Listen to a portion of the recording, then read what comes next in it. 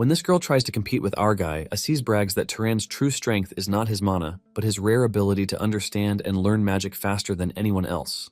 To prove it, Maisa uses plant magic, making vines burst from the ground and even lifting Aziz into the air like a toy. But after only watching it once, Turan touches the soil, understands the principle behind the spell, and makes the same vines grow by himself. Maisa is surprised, but Turan is not finished. For his turn, he uses animal control to summon a rat, then performs a strange and disturbing magic that makes it rot instantly. Maisa tries to copy him, but even with her massive mana, she struggles to understand the spell, and when she finally forces it to work, the cost is too much. Her body gives out, and the mighty princess collapses in front of everyone. But before this, 8 years ago, he realized that he had special abilities. He was 10 at this time, and he was in the house, playing around with his power, making items fly when his mother entered the house. Instead of praising him, his mother yells at him, telling him to stop whatever it is that he is doing. His mother then calmly talks to him, asking him if he still wants to live with his mother for a long time, and Turan says yes. Since he still wants to live with her longer, she urges him to promise not to use the power from that moment forward. She urges him not to use the power in front of people, and Turan asks his mother why he is being restricted from doing so. She asks him if he remembers the story about the noble and the knight, and he says yes. Basically, they call the people who wield special power like him wizards, whether they are nobles or knights. However, nobles and knights are different because nobles are descendants of divine people, the Freyans, who descended to save the old humans. On the other hand, knights are descendants of those nobles whose blood has been mixed with humans, which is why there is a difference between nobles and knights even amongst wizards. She then tells him that the reason he can't use his power is that he inherited the powers of his father, who is a knight. She mentions that there are many evil nobles outside the town who treat knights as their slaves. She urges him to always keep the fact that he is a wizard a secret. 8 years later, Turan is still making sure he doesn't break this promise, and he continues to uphold it because he has no desire to reveal himself as a wizard. In fact, he has no intention to descend down the mountain into the village. In the village, 2 regular kids are playing around, acting like a wizard and a monster until the village's popular grandpa, Rabus, walks up. The little boy asks him what he must do to become a wizard, and he lets him know that he can't become one just because he wishes to. Rabus explains that wizards are the apex of humanity, ones who rule over humans from the highest realm. They are basically nobles and knights who inherit the ability to use mysterious powers from their ancestors, which means the 2 kids can't, unfortunately, become wizards. One of the villagers standing behind Rabus is surprised that he could be so blunt with the kids. Just then, he tells the old man that he heard about a monster that just appeared. Rabus confirms this, saying one of the villagers, Rop, came across the monster the night before. It is said to be covered in pitch black shadow, and it was a big leopard but big as a house. However, Rabus tells them not to worry because the village chief has already gone to the city to request a wizard, and he will definitely bring one back, so that the monster can be subjugated. They are relieved to hear this, and one of the villagers tells the kids that they are not allowed to go into the forest in the meantime for their own safety. Apparently, a regular person killing a monster is practically impossible, which is why a wizard is needed. One of the villagers asks Rabus if all the villagers are aware of this fact, and he says yes. The dude then asks him if the shepherd on the hill, Turan, is aware of this. Meanwhile, Turan is chilling out on the hill, resting while using his sheep as his pillow. Turan looks into the clear sky and complains about how boring everything is because it is always the same scenery over and over again. Turan heaves a sigh of disappointment, saying he will basically forget how to talk if this continues this way. Just then, Rabus shows up on the scene, trash-talking him for sleeping when the sun hasn't even set yet.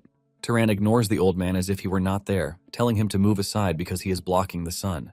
Rabus cannot believe just how mannerless he is, and he asks him if he is still holding on to the incident from the past. Apparently, this is an incident where Rabus wanted to quietly turn the sheep into shared property after Turan's mother died. Without holding anything back, Turan lets him know that he is obviously still holding this against him.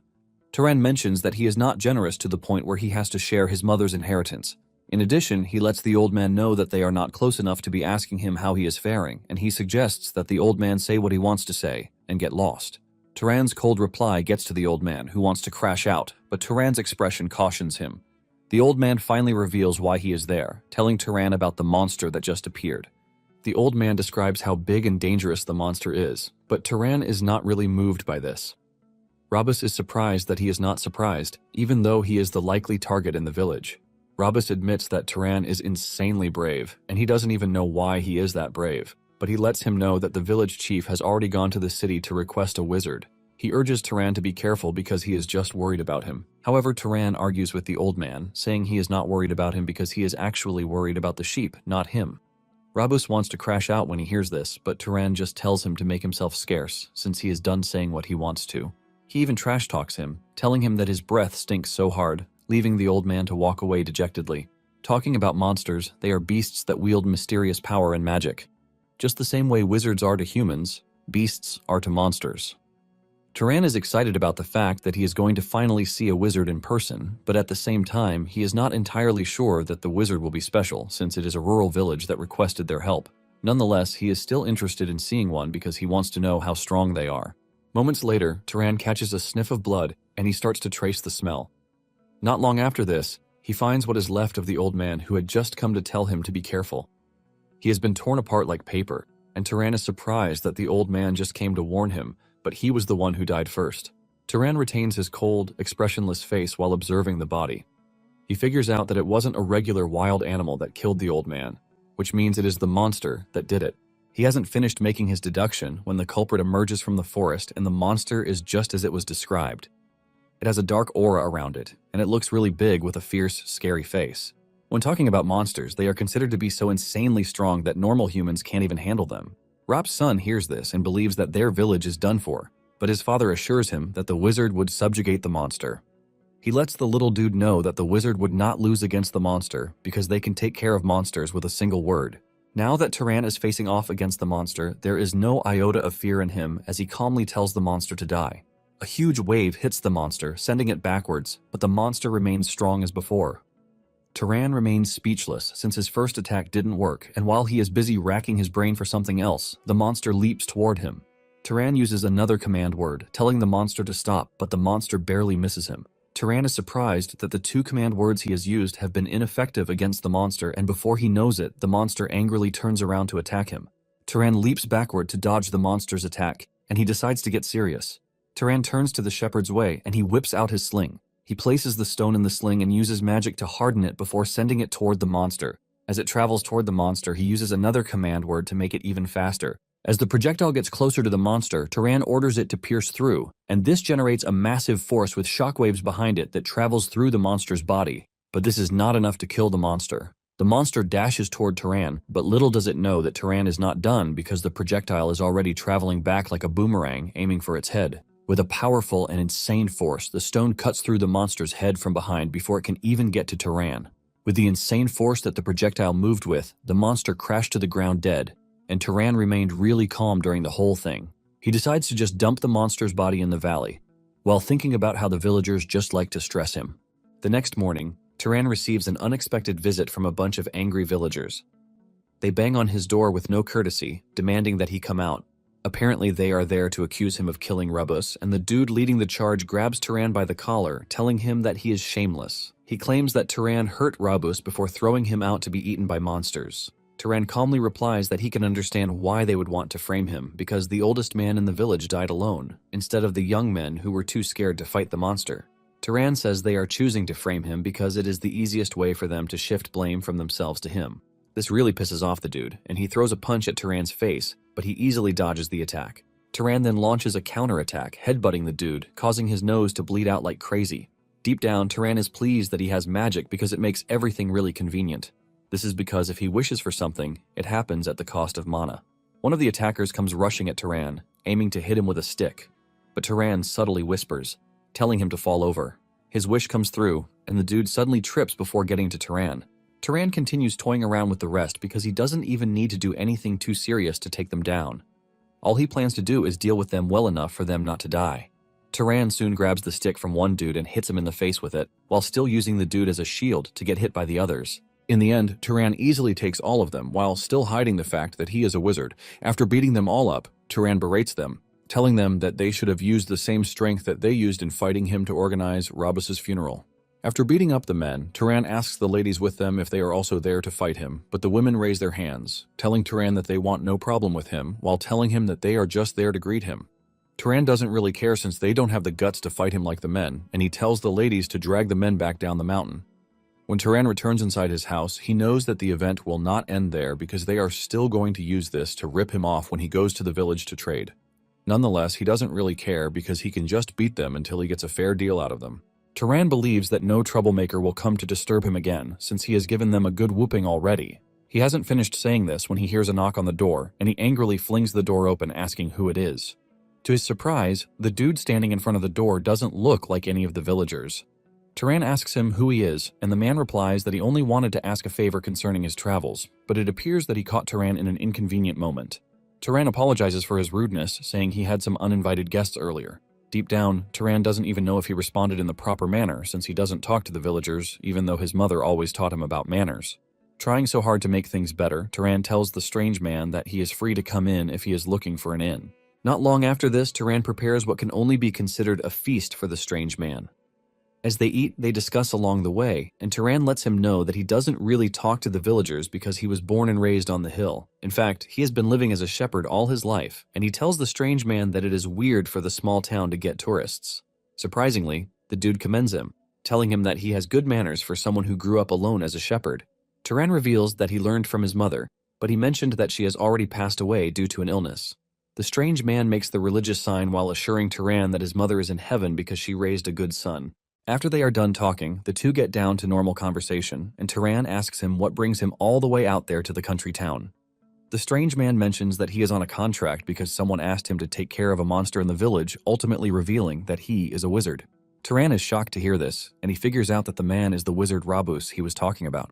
The wizard then tells Turan that he has a question for him, and Turan lets him know that he is free to ask. The wizard mentions that he can actually sense a monster, but he can't see one. And it is even stranger that Turan is really calm about the whole situation, even though he knows about what happened. The wizard mentions that Turan is the ideal target for the monster, but he doesn't look scared. The wizard tells Turan that he actually looks really brave for a shepherd who has never left the town, and with a calm, serious voice, the wizard asks Turan who he is. The wizard drops the bombshell on Turan, asking if he is a wizard, and this immediately sends Turan into damage control mode. In a flashback, he had asked his mother what would happen if anyone found out that he is a wizard. His mother explained to him that there are bad nobles, using shepherds like them as an analogy. She tells him that if nobles are shepherds like them, then knights are like the dogs that nobles keep. She tells him that they might tear him with love like family, but they can also sacrifice him if necessary. His mother tells him that she doesn't want this kind of life for him, and she reiterates the fact that no one can know that he is a wizard, especially other wizards. She lets him know that if they find out, they are going to take him away from her and turn him into their shepherd dog to be discarded at any moment. His mother lets him know that to prevent people from finding out that he is a wizard, he might actually have to kill people, and now, in the present, Turan is already considering this option. The wizard can see the cold expression on Turan's face, and he asks him why he is not answering the question. Before Turan can make a move to kill him, the wizard diffuses the tension, telling Turan that it was all a joke, but his cold expression has ruined it. Turan then calms down because he is also surprised, and he apologizes for this, saying he doesn't really have a good sense of humor. However, the wizard says he should be the one to apologize for flustering him. Turan smiles, telling the wizard that it is the first time for him to hear a wizard's joke, so it basically caught him off guard. The wizard then reminds Turan that they have not introduced themselves yet, and he reveals that he is Kaorn, a wanderer. The two shake hands on this, and Turan reveals his identity too. Turan reveals that he will be 18 that year, and Kjorn mentions that he will be 75. Turan is surprised by this because Korn doesn't look his age, and Korn reveals that wizards age more slowly than ordinary people. He adds that they even live longer, and Turan asks him how he ended up becoming a wanderer. Kjorn mentions that after serving the Arabian family for 60 years, he simply left and he decided to roam around without settling down in a place.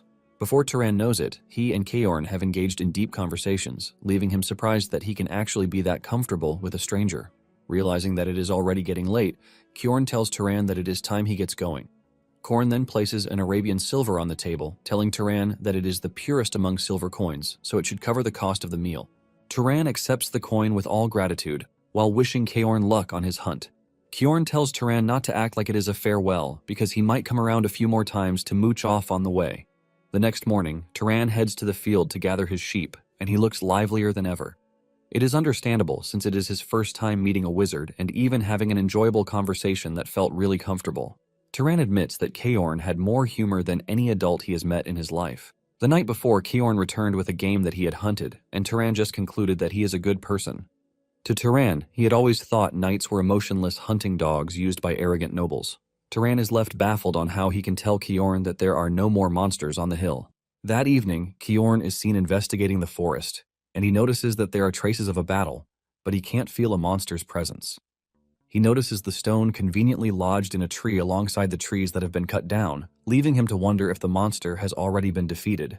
At the same time, he is curious about who might have hunted, wondering if the village chief left it to another wizard aside from him. Nonetheless, he believes that it is a relief because if someone killed the monster, the area has already become safe, which is the most important thing. Suddenly, he catches a whiff of something strange, and when he turns around, he sees the leopard monster that Turan defeated walking toward him. However, things have gotten complicated because the monster has turned into a wraith, and Kjorn freaks out because he doesn't expect someone to do something like this. While he is still trying to understand what is happening, the monster attacks him, forcing him to leap backwards. Apparently, a monster turns into a wraith if one defeats it and doesn't absorb or disperse the mana from its corpse. It is common knowledge among wizards, and he believes that everyone should know this. The monster charges at him again, but Kjorn leaps into the air to dodge the attack, and he can confirm that the person who took down the monster is a wizard, but he doesn't understand why they left it to become a wraith. He wonders if the person is a novice, but at the same time he doesn't want to believe this because there is no way a novice can take down a monster as strong as the leopard monster he is staring at. Since he can't fully understand why the monster was left to become a wraith, Kjorn just concludes that he has to destroy it. Kjorn conjures a magic arrow and fires it at the monster, but to his surprise, the magic attack is nullified. Kjorn is shocked by this because this only means the monster's mana is stronger than his. Before he knows it, the monster vanishes right in front of him, leaving him to panic because he doesn't even know what else the monster has planned for him. Suddenly, the monster appears behind, launching a powerful slash at him. Kjorn barely dodges the attack, but gets slashed, and it is at this point that he realizes that he is dealing with a monster that a mere knight cannot contend with. With his observation, he figures out that one would have to be a lower-ranked noble to have a chance. Sweat runs down his face from fear because running into such a monster in a remote village is the last thing he expected. Seeing how dangerous the situation is, Kjorn concludes that he is done for. But he has no intention of dying alone, as he plans to take the monster with him. He starts to concentrate all his mana into his hand, planning to stab the monster with it directly the moment it lunges at him. Just then, the monster does as predicted, and Kjorn leaps toward it too, ready to sacrifice himself to take it down. Just before the monster reaches him, a powerful magic blast appears in the distance and cuts through the monster, ultimately defeating it in one shot. Kjorn's expression shows just how relieved he is, and just then, he hears a familiar voice behind him, asking him if he is fine. Kjorn turns around in shock, expressing his disbelief that Turan is a wizard all along.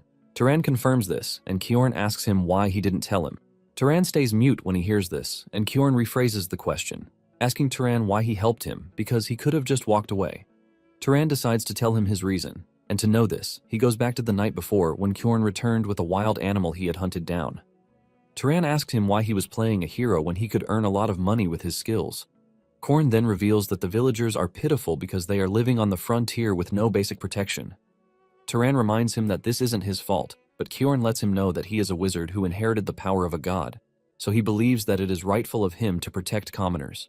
Kjorn admits that not every wizard thinks the way he does because everyone has their own thoughts and their own way of living. Now in the present, Turan tells Kjorn that everyone has their own way of living, just as he told him that night. Suddenly, the monster attacks them again, but they manage to get out of the way just in time. Kjorn then tells Turan that they can't handle the monster because it is a monster that one can't fight unless they are at least a noble. Turan tells Kjorn to leave and tell the village chief immediately so that they can evacuate, while he tries to hold down the monster. Deep down, Kjorn is worried that he stands no chance against the monster, but he still has no choice but to act his part. Just then, Turan tells him that he doesn't have to worry because if his last attack landed, then he has nothing to worry about. Kjorn is shocked to hear this because Turan is indirectly saying the last attack he used wasn't even his full strength. This leaves Kjorn in shock because Turan is basically playing on the same level field as nobles, or even higher. Kjorn watches as Turan starts to absorb the mana in the air, preparing for a devastating attack, and this is when Kjorn realizes that he is standing in front of a wizard who has the power to turn the world upside down. At the same time, Turan is willing to go all out because he is also curious about his limit. With mana overflowing around him, he is able to gather enough stones to serve as projectiles against the Wraith. Kjorn then tells him that he won't allow him to fight the Wraith alone, because, no matter how outstanding his talent is, the Wraith is a freaking tough opponent. Kjorn believes that they have to join forces, but he immediately changes his mind when Turan unleashes his first wave of attack, and he sees how deadly it is. He realizes that he is just going to get in the way, and the only thing he can do in that moment is to make Turan's talent bloom. Turan's attack leaves a powerful force, but when the dust settles, the Wraith remains active. Turan is shocked by this, and Korn lets him know that he can't kill a wraith with physical attacks. Turan asks Kjorn how he is supposed to kill it without physical attacks, and he replies that the only way to kill it is through fire or lightning. Turan follows Korn's advice and tries to burn it, but this doesn't work, and Kjorn lets him know that he is getting it wrong. Kjorn cannot believe that Turan doesn't even know the most basic common sense of a wizard, because to apply a wizard's power to another living being, establishing the right process is a basic requirement. It starts to dawn on Kjorn that Turan might have been the one who killed the monster and left it to become a wraith. The wraith continues causing chaos in the process of trying to get Turan, but Kjorn has finally understood one truth, and this is the fact that Turan has never absorbed mana in his life. Kjorn then tells Turan not to light the fire, but he is expected to make it, then shoot it. Turan follows Kjorn's suggestion, and he starts to brew up a fire in his palm. Apparently it is normal for a wizard to make a fire, but controlling it is where the issue comes in because it requires special training. However, he is left in utmost shock when Turan conjures a ball of fire with little to no stress. Turan then unleashes the fire on the wraith, increasing the intensity the more it touches the wraith. The wraith screams out in pain, and Kjorn tells him to keep increasing the mana into the fire so it doesn't go out, because he has to burn everything about the wraith into oblivion. Turan maintains the intensity while retaining his calm expression until the wraith is finally burned into nothing but a charred skeleton, shocking Kjorn because they just won against a tough opponent. Kjorn is rattled that a wraith that would have needed a noble was easily defeated by a shepherd from the mountains. Turan then asks Kjorn if it is over, and Kjorn tells him to absorb the mana first if he doesn't want to fight another wraith soon. Turan asks him how he is supposed to do this, and Kjorn explains that he has to imagine himself draining something inside him. Turan acknowledges this, and he stretches out his hand to do as told. Just then, the mana starts to leave the monster's body and it completely enters his body. Kjorn tells Turan that he is going to feel some sort of pleasure, and Turan admits that he didn't even believe it at first. Kjorn is forced to ask if it is really his first time absorbing mana, and Turan says yes. It turns out that after one's first awakening, mana grows slowly with age, and the best way to grow is to kill monsters or wizards to absorb their mana. However, it is more shocking that this was Turan's first mana absorption, and he is already able to handle magic at such a level. This tells Kjorn that Turan's innate potential is on a different level. Suddenly, Kjorn calls Turan's name, apologizing for his rudeness while asking him which house he belongs to. Turan simply tells Kjorn to take off his injured arm first, and Kjorn is shocked to hear this. They return to Turan's house, and after cleaning the arm and applying a bandage to it, Kjorn apologizes for stressing Turan out. However, Turan reminds the dude that he has already told him countless times that he is not from an esteemed home because he is just a shepherd who doesn't even know who his father is. Kjorn then asks him why someone as powerful as him would be a shepherd. Kjorn assures Turan that he has no intention of belittling him, but he lets him know that it doesn't suit him at all. Turan reveals that it was his mother's request, explaining to Kjorn that his mother said nobles only use wizards and discard them. After hearing this, Kjorn tells Turan that his mother was wise. Turan is surprised because he was expecting Kjorn to call his mother an overprotective person, but Kjorn lets him know that his mother was wise. He explains that wizards have great power, and this inevitably brings conflict.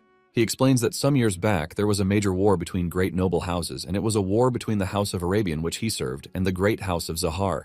He reveals that so many lost their lives in this war because out of roughly 3,000 Arabian knights, more than 900 died. Unfortunately, everyone close to Kjorn was among the casualties. Kjorn mentions those who died in the war, and this includes his beloved wife and son. Kjorn reveals that he was the only one left, which is why his mother was right to an extent, because a knight's life can vanish more easily and more meaninglessly than even commoners. However, he lets him know that his mother was wrong about one thing, and this is his aptitude. Turan is confused by this, and Kjorn explains that he is a knight with average skill, but Turan was able to take down a monster that he couldn't. Kjorn lets Turan know that his potential sits with that of a noble, not a mere knight. In fact, he lets him know that his aptitude is upper tier level. Turan then tells Kjorn that his mother told him that his father is a knight, but at this point, he already thinks that is a lie. However, Kjorn explains to him that there are children worse than a knight born to nobles, while there are also incredible children on a noble level born among knights. Kjorn then tells Turan that it would be better if he leaves the hill, and when Turan asks him why, he replies that humans need more nobles and knights. Apparently, humans are not the apex predator yet because the other races that were pushed out by the gods are still watching for a chance to rise again. In the middle of this potential destruction, the nobles only keep waging war against each other. Kjorn tells Turan that this is exactly why they still need strong and kind nobles like him. Kjorn walks to the door and asks Turan if he is satisfied with living as a shepherd. Turan takes a moment to think about it, and he asks Kjorn what he can possibly gain by going down the mountain, and Kjorn replies that it all depends on what he wants. Kjorn mentions that everything from fame to family is hard to obtain, but it is left to his imagination. As Korn leaves the house, he tells Turan that he could become a wanderer like him, killing monsters that threaten people, or become an explorer who ventures into the unknown. In fact, he can even get himself adopted into a house and walk the path of power. Turan follows Kjorn and tells him that he is right, because it would be interesting for him to go into the world rather than herd sheep on the hill. Turan admits that for the first time, he is curious about the outside world. On the other hand, Kjorn tells him that he might already be planning an unwanted expectation, but he assures him that he is going to support him with every possibility he has. Just then, Kjorn asks him for his bloodline ability, but Turan has no freaking idea what this means. Kjorn apologizes for dumping this on him because he has totally forgotten about the part where he knows nothing about magic. Kjorn then reveals that a bloodline ability is a trait nobles inherit from their ancestor, the Freyans. He tells him that the possession of a bloodline is what separates a knight from a noble. Kjorn then asks him if there was any spell that felt unusually easy and simple when he used magic, or if he has an outstanding ability that doesn't require that he use magic. Turan reveals that he has a good nose and he is also pretty good at throwing stones. Kjorn lets him know that his sense of smell can be considered a bloodline ability and throwing weapons is also one of House Arabian's traits. He lets him know that it is a common trait, but Kjorn tells Turan to tell him more. After revealing all of his abilities, Turan notices that Kjorn's expression looks different from before. Turan asks him why, and Kjorn reveals that he has finally figured out which house Turan is close to, and Turan asks him which house it is. With a cold voice, he reveals that it is one of the great houses, House Sahar, the one that fought a war with House Arabian. The moment Turan hears this, he immediately understands the sudden change in Kjorn's expression. Turan can't believe that he is from the same house that Kjorn hates so much. This leaves Turan wondering what he can actually say to the man at that point. He thinks of apologizing, but then it dawns on him that what happened is a result of the actions of family members he has never even met, which means that they are practically strangers. Kjorn notices the worried expression on his face, and he taps him on the shoulder, telling him not to be worried about what happened because he didn't participate in the war. At the same time, Turan tries to say something, but Kjorn lets him know that it is an adult situation. He tells him that if they try to wash blood with blood, they are just going to continue fighting forever. Turan then asks Kjorn if he doesn't have regrets about telling him to go down the hill. Kjorn admits that if Turan goes down the hill in the pursuit of power, he will inevitably end up joining the Zahar family, but he assures Turan that he trusts his character. Turan has no idea what he is saying, and Kjorn tells him that he is talking about the goodness in him, which pushed him to save him from the monster. In addition to this, Turan revealed the identity he has been hiding his whole life. Kjorn says there is the possibility that if someone like Turan rose to power in the Zahar family, he could prevent a terrible war from happening again. Kjorn then turns around to leave, telling Turan that there is no need to think too much about the whole thing, since Turan has not even decided whether to join the Zahar family or not. Turan stops him, telling him that his thoughts are now clear because he would like to go down the mountain. Kjorn commends him, saying he has made the right decision, but Turan tells him that he is not going right away, and he lets Kjorn know that he will head down once Kjorn's injury heals. Kjorn is surprised to hear this, and he admits that Turan is a good person. Later on, Kjorn sits down to explain the basics of everything to Turan, telling him that to use magic he needs mana, which is why it is referred to as the key to omnipotence. He tells Turan that it is not a truly omnipotent power as the name implies, but he tells him that to use magic he needs mana that matches it. Turan then asks for the standard for mana that matches magic, and Kjorn informs him that the difficulty of magic is largely determined by 3 factors. The first one is bloodline, the second is affinity, and the third is causality. The first one, which is bloodline, is determined by the bloodline that he was born with, and this applies to most nobles who are not knights. He makes an example of this, saying it would be difficult for Turan to heal his wounds with magic because he is not from the Ravista bloodline in the south that can even do something like this without training. As for the second one, which is affinity, Kjorn says it is more or less considered familiarity. This is the concept that a mage can easily perform tasks that they prefer or are used to. An example of this is how he made a fireball as if he was throwing a rock, and Turan confirms this, saying that if he had probably made flames, he might not have achieved the speed or firepower. The last one is causality, but he confesses that he doesn't fully understand it. Kjorn asks Turan what he thinks would happen if he tried to kill him directly using mana, and Turan replies that some light would shine from his head, and that would be it. Kjorn tells him that this is the exact phenomenon that occurs from a lack of causality. He placed his hand over a cup on the table, causing the contents to bubble. He lets him know that something like this happens when there is no appropriate cause for a desired outcome, and when what needs to be achieved is excessively difficult. Turan then replies that he has gotten the hang of the whole thing, because if he wanted to kill Kjorn, he just has to provide a cause of death that looks like creating and shooting flames instead of spending mana to wish for his death. Turan follows the same process by lighting a fire on the cup, while saying it would be more practical to kill Kiorn that way because creating and shooting fire is more natural than directly lighting one. Kiorn is pleased by just how Turan was able to explain everything, and he tells him that he could have become a professor instead of a mage. Turan tells Kiorn that he can control animals as he wishes, but wants to know why magic beasts need causality. Kiorn tells him that this is because of their mana, and the two continue having a long, boring conversation about how magic works. In the end, Kiorn tells Turan that the Zahar bloodline also has special magic, which involves being skilled in stealth and tracking. He suggests that Turan tries it out, and he agrees to this. Turan makes his wish not to be seen, and to Kiorn's surprise, Turan actually succeeds. Turan becomes visible again, and a worried Kiorn tells Turan that it's been a while since he's seen it, admitting that it is a frightening ability. He tells Turan that this was the ability that the Arabian Knights feared the most during the war. However, Kiorn lets Turan know that it is not invincible, even though it appears that it is quite powerful. Kiorn then tells Turan that he is going to teach him more magic training methods, forcing Turan to ask him if he is not teaching too much to an enemy family's mage. Kiorn tells Turan that he healed and saved him, but also reminded him that he trusts his character.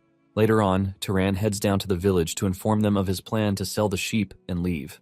In fact, he has already packed his things, and the village head freaks out, asking him why he would make such a decision without consulting them first. Turan simply tells the man to sort out a way to find a shepherd because he doesn't think it is anyone's business what he does to his belongings. However, he tells them to buy the sheep at a fair price because if they don't, he is just going to release all of them and leave. Turan says that they are free to try and capture the sheep after this, but he is confident that they are going to have a hard time doing so. The village chief is frustrated, but he knows that Turan is one who keeps his word, and there is no point in irritating him. The village chief has no choice but to pay for the sheep, telling him to do whatever he wants. After this, Kiorn and Turan set out, but Turan suddenly remembers that the villager still owes Kiorn compensation, and Kiorn lets him know that he has no intention of collecting the fee because Turan was the one who subjugated the beast. Soon afterward, they come to a fork in the road, and Kiorn tells Turan that this is where they part ways. He apologizes for refusing his offer to travel together because he is more comfortable alone. Turan assures him that it is fine, but thanks him for everything. With this, the two bid each other farewell, and Turan tells him that he hopes they meet again with smiling faces. As Kiorn disappears into the distance, Turan finally realizes the deep desire that he had always had for a father figure. Turan then continues his journey, and while crossing the desert, he sees a bunch of weird people in the distance, leaving him to wonder if they are merchants who go from village to village. Turan decides to approach them to ask for directions. The group initially thinks Turan is trying to challenge them, but he tells them that he is traveling alone and needs directions to the nearest city. The man with an eye patch then tells him to follow the road that they came from, revealing that he is going to reach a city called Murai. Turan then gets out of the way, thanking the group for telling him. However, as he is about to leave, the man stops him, telling him that he can't receive the information for free because he has to give them something in return. Before Turan knows it, the group has surrounded them and they are armed. This is when it dawns on him that he is dealing with bandits, and the man with an eye patch tells Turan that he is in a wasteland where no one would find it strange that someone died. He urges Turan to take off his belongings while they are being nice to him because killing him would just give them more stress. Turan then shocks the bandits by telling them that, since they are bad guys who kill people, he might just use them for practice, and the evil smile on his face is enough to send a chill feeling down their spines. However, the bandits come closer to him, believing that he is just bluffing, but with the flick of his hand, Turan commands the wind that sends them flying. Turan is surprised when he realizes that he could whip up such a strong wind with little to no mana.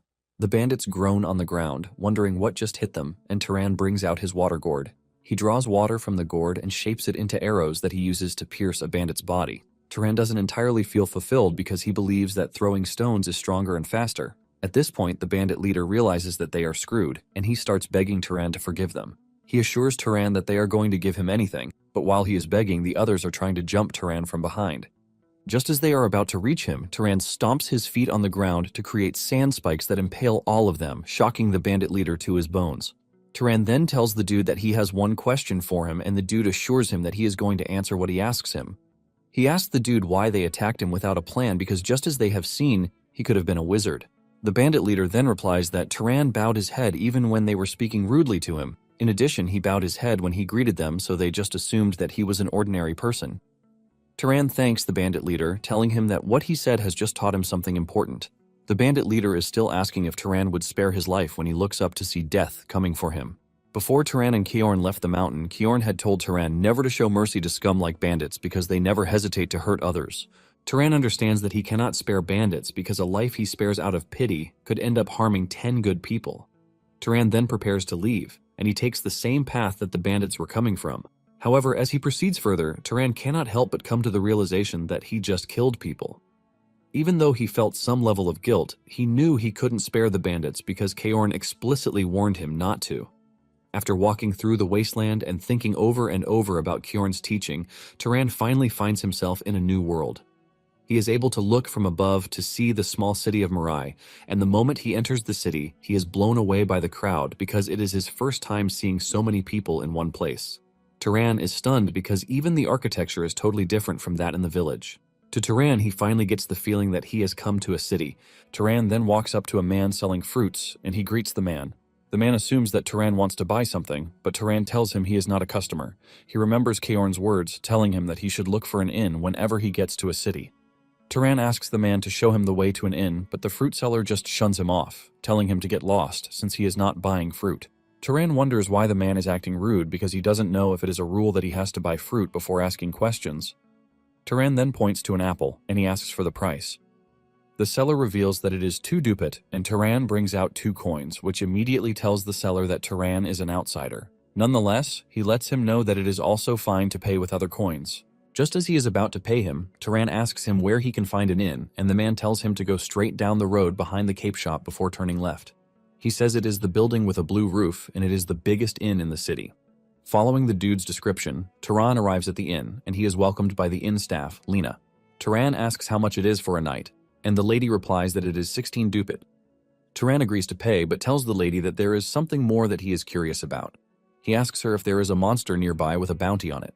Lena is initially confused by the question, but Taran is asking this because he has to kill monsters and absorb their mana.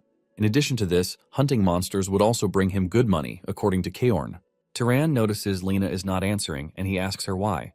She replies that there is no such thing as free in the world, and after making her happy, she tells him to head to the city halls, but Taran has no idea what city halls are.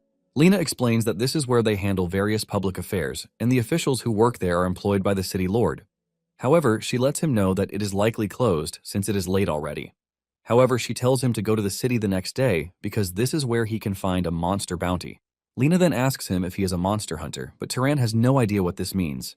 Lena explains that there is a saying that if an ordinary person hunts monsters, they become a wizard, and she assumes that Taran is trying to become a wizard. Just then, a strange dude, Madan, who is a monster hunter, shows up behind Taran, telling him that what Lena just said is a fact because he saw it with his own eyes. It appears that Lena and Madan are familiar with each other, and she is surprised that he is still alive. Madan boasts that he already told her that he is not dying until he becomes a wizard. Taran becomes curious about what Madan said, and he asks him if he can say more about it. Madan explains that since wizards get stronger by killing monsters, the same principle applies to an ordinary person who kills a monster, which means that they can become a wizard. Madan reveals that he and his crew are hunting monsters to become wizards. Taran excitedly asks them if any one of them is already a wizard, but Madan says no. He mentions that in the city, there are only the Lord's wizard and 3 under him. Since Taran said he hunts monsters, Madan berates him, telling him that his gear is way too shabby and he doesn't even have a weapon. However, Taran lets him know that he does, and he brings out his sling.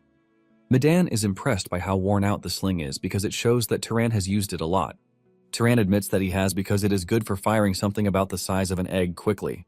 Madan then tells Taran that he can hunt fox monsters or rabbit monsters with the sling. Madan mentions their desire to add one more shooter to the team, and he asks him if he is interested in hunting them. As expected, Taran humbly declines the offer, but thanks the dude for the consideration. Later that night, Taran retires to his room, thinking about how chaotic the day has been. He wonders what is going to happen in the future because he didn't believe that he would actually leave the village. Taran is playing around with his magic when his senses tell him that someone is around. He gets up from his bed and demands to know who is outside the door. It turns out that Kiorn had told him never to let his guard down, even when he is staying in an inn, because being in a city doesn't mean it is safe. Taran then prepares for an attack as he walks to the door to open it. To his surprise, the person standing at the door is Lena, who is asking him dumb questions as if he were asleep. Lena tells Taran that she is there to keep him warm because she thought his room could be cold. Taran is completely confused, and he asks her what she means by this. Lena touches her chest, revealing that it is exactly what he heard. But Taran remains confused by the whole thing. Lena then tells Turan that she is ready to do what he wants for a small amount of money, and Turan asks her what would happen if there is nothing that he wants. Lena grabs Turan by the shoulders, telling him not to lie because she can tell just by looking at his face. Turan's expression immediately goes cold, and this is because he remembers Kjorn warning him not to get involved with inmates since most of them carry diseases. Although wizards are resistant to diseases, the issue is that he can pass it on to another woman if he is not careful. Kjorn tells Turan not to let his desire trap him into something he will regret. Turan ends up turning Lena away and she walks off in anger. It starts to dawn on Turan that living in cities is a big deal because he had an encounter with the fruit shop seller, and he is already dealing with Lena too. Turan returns to his bed, thinking about how they put prices on little things, and this tells him that cities are really cold-hearted. Meanwhile, one of Medan's crew asks him why he wanted to recruit Turan earlier because he doesn't look like much. One of them even says Turan has a cocky mouth and he will be good as monster bait. Medan then tells his comrades that Turan reminds him of himself when he was young. Apparently, Medan was worried about the kind of weapon that Turan uses for hunting. Medan wants Turan to stay by his side so he can at least live a bit longer. His crew members cannot believe just how good-hearted their boss is, and unknown to them, Turan can actually hear them from his room.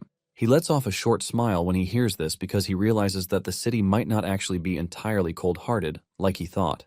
The following morning, Turan heads to the hall where he finds a rude official. He tells the man that he wants to hunt monsters, but the man's expression and silence remind Turan of what Kjorn told him about how the world won't be kind to him. Turan asks Kjorn why the world won't be kind, and Kjorn says, because it has no reason to be. He tells Turan that the only way to get people to treat him kindly and with respect is to reveal that he is a wizard because this will make ordinary people bow their heads. The official then hands him a book, telling him to take a look at it before handing it over.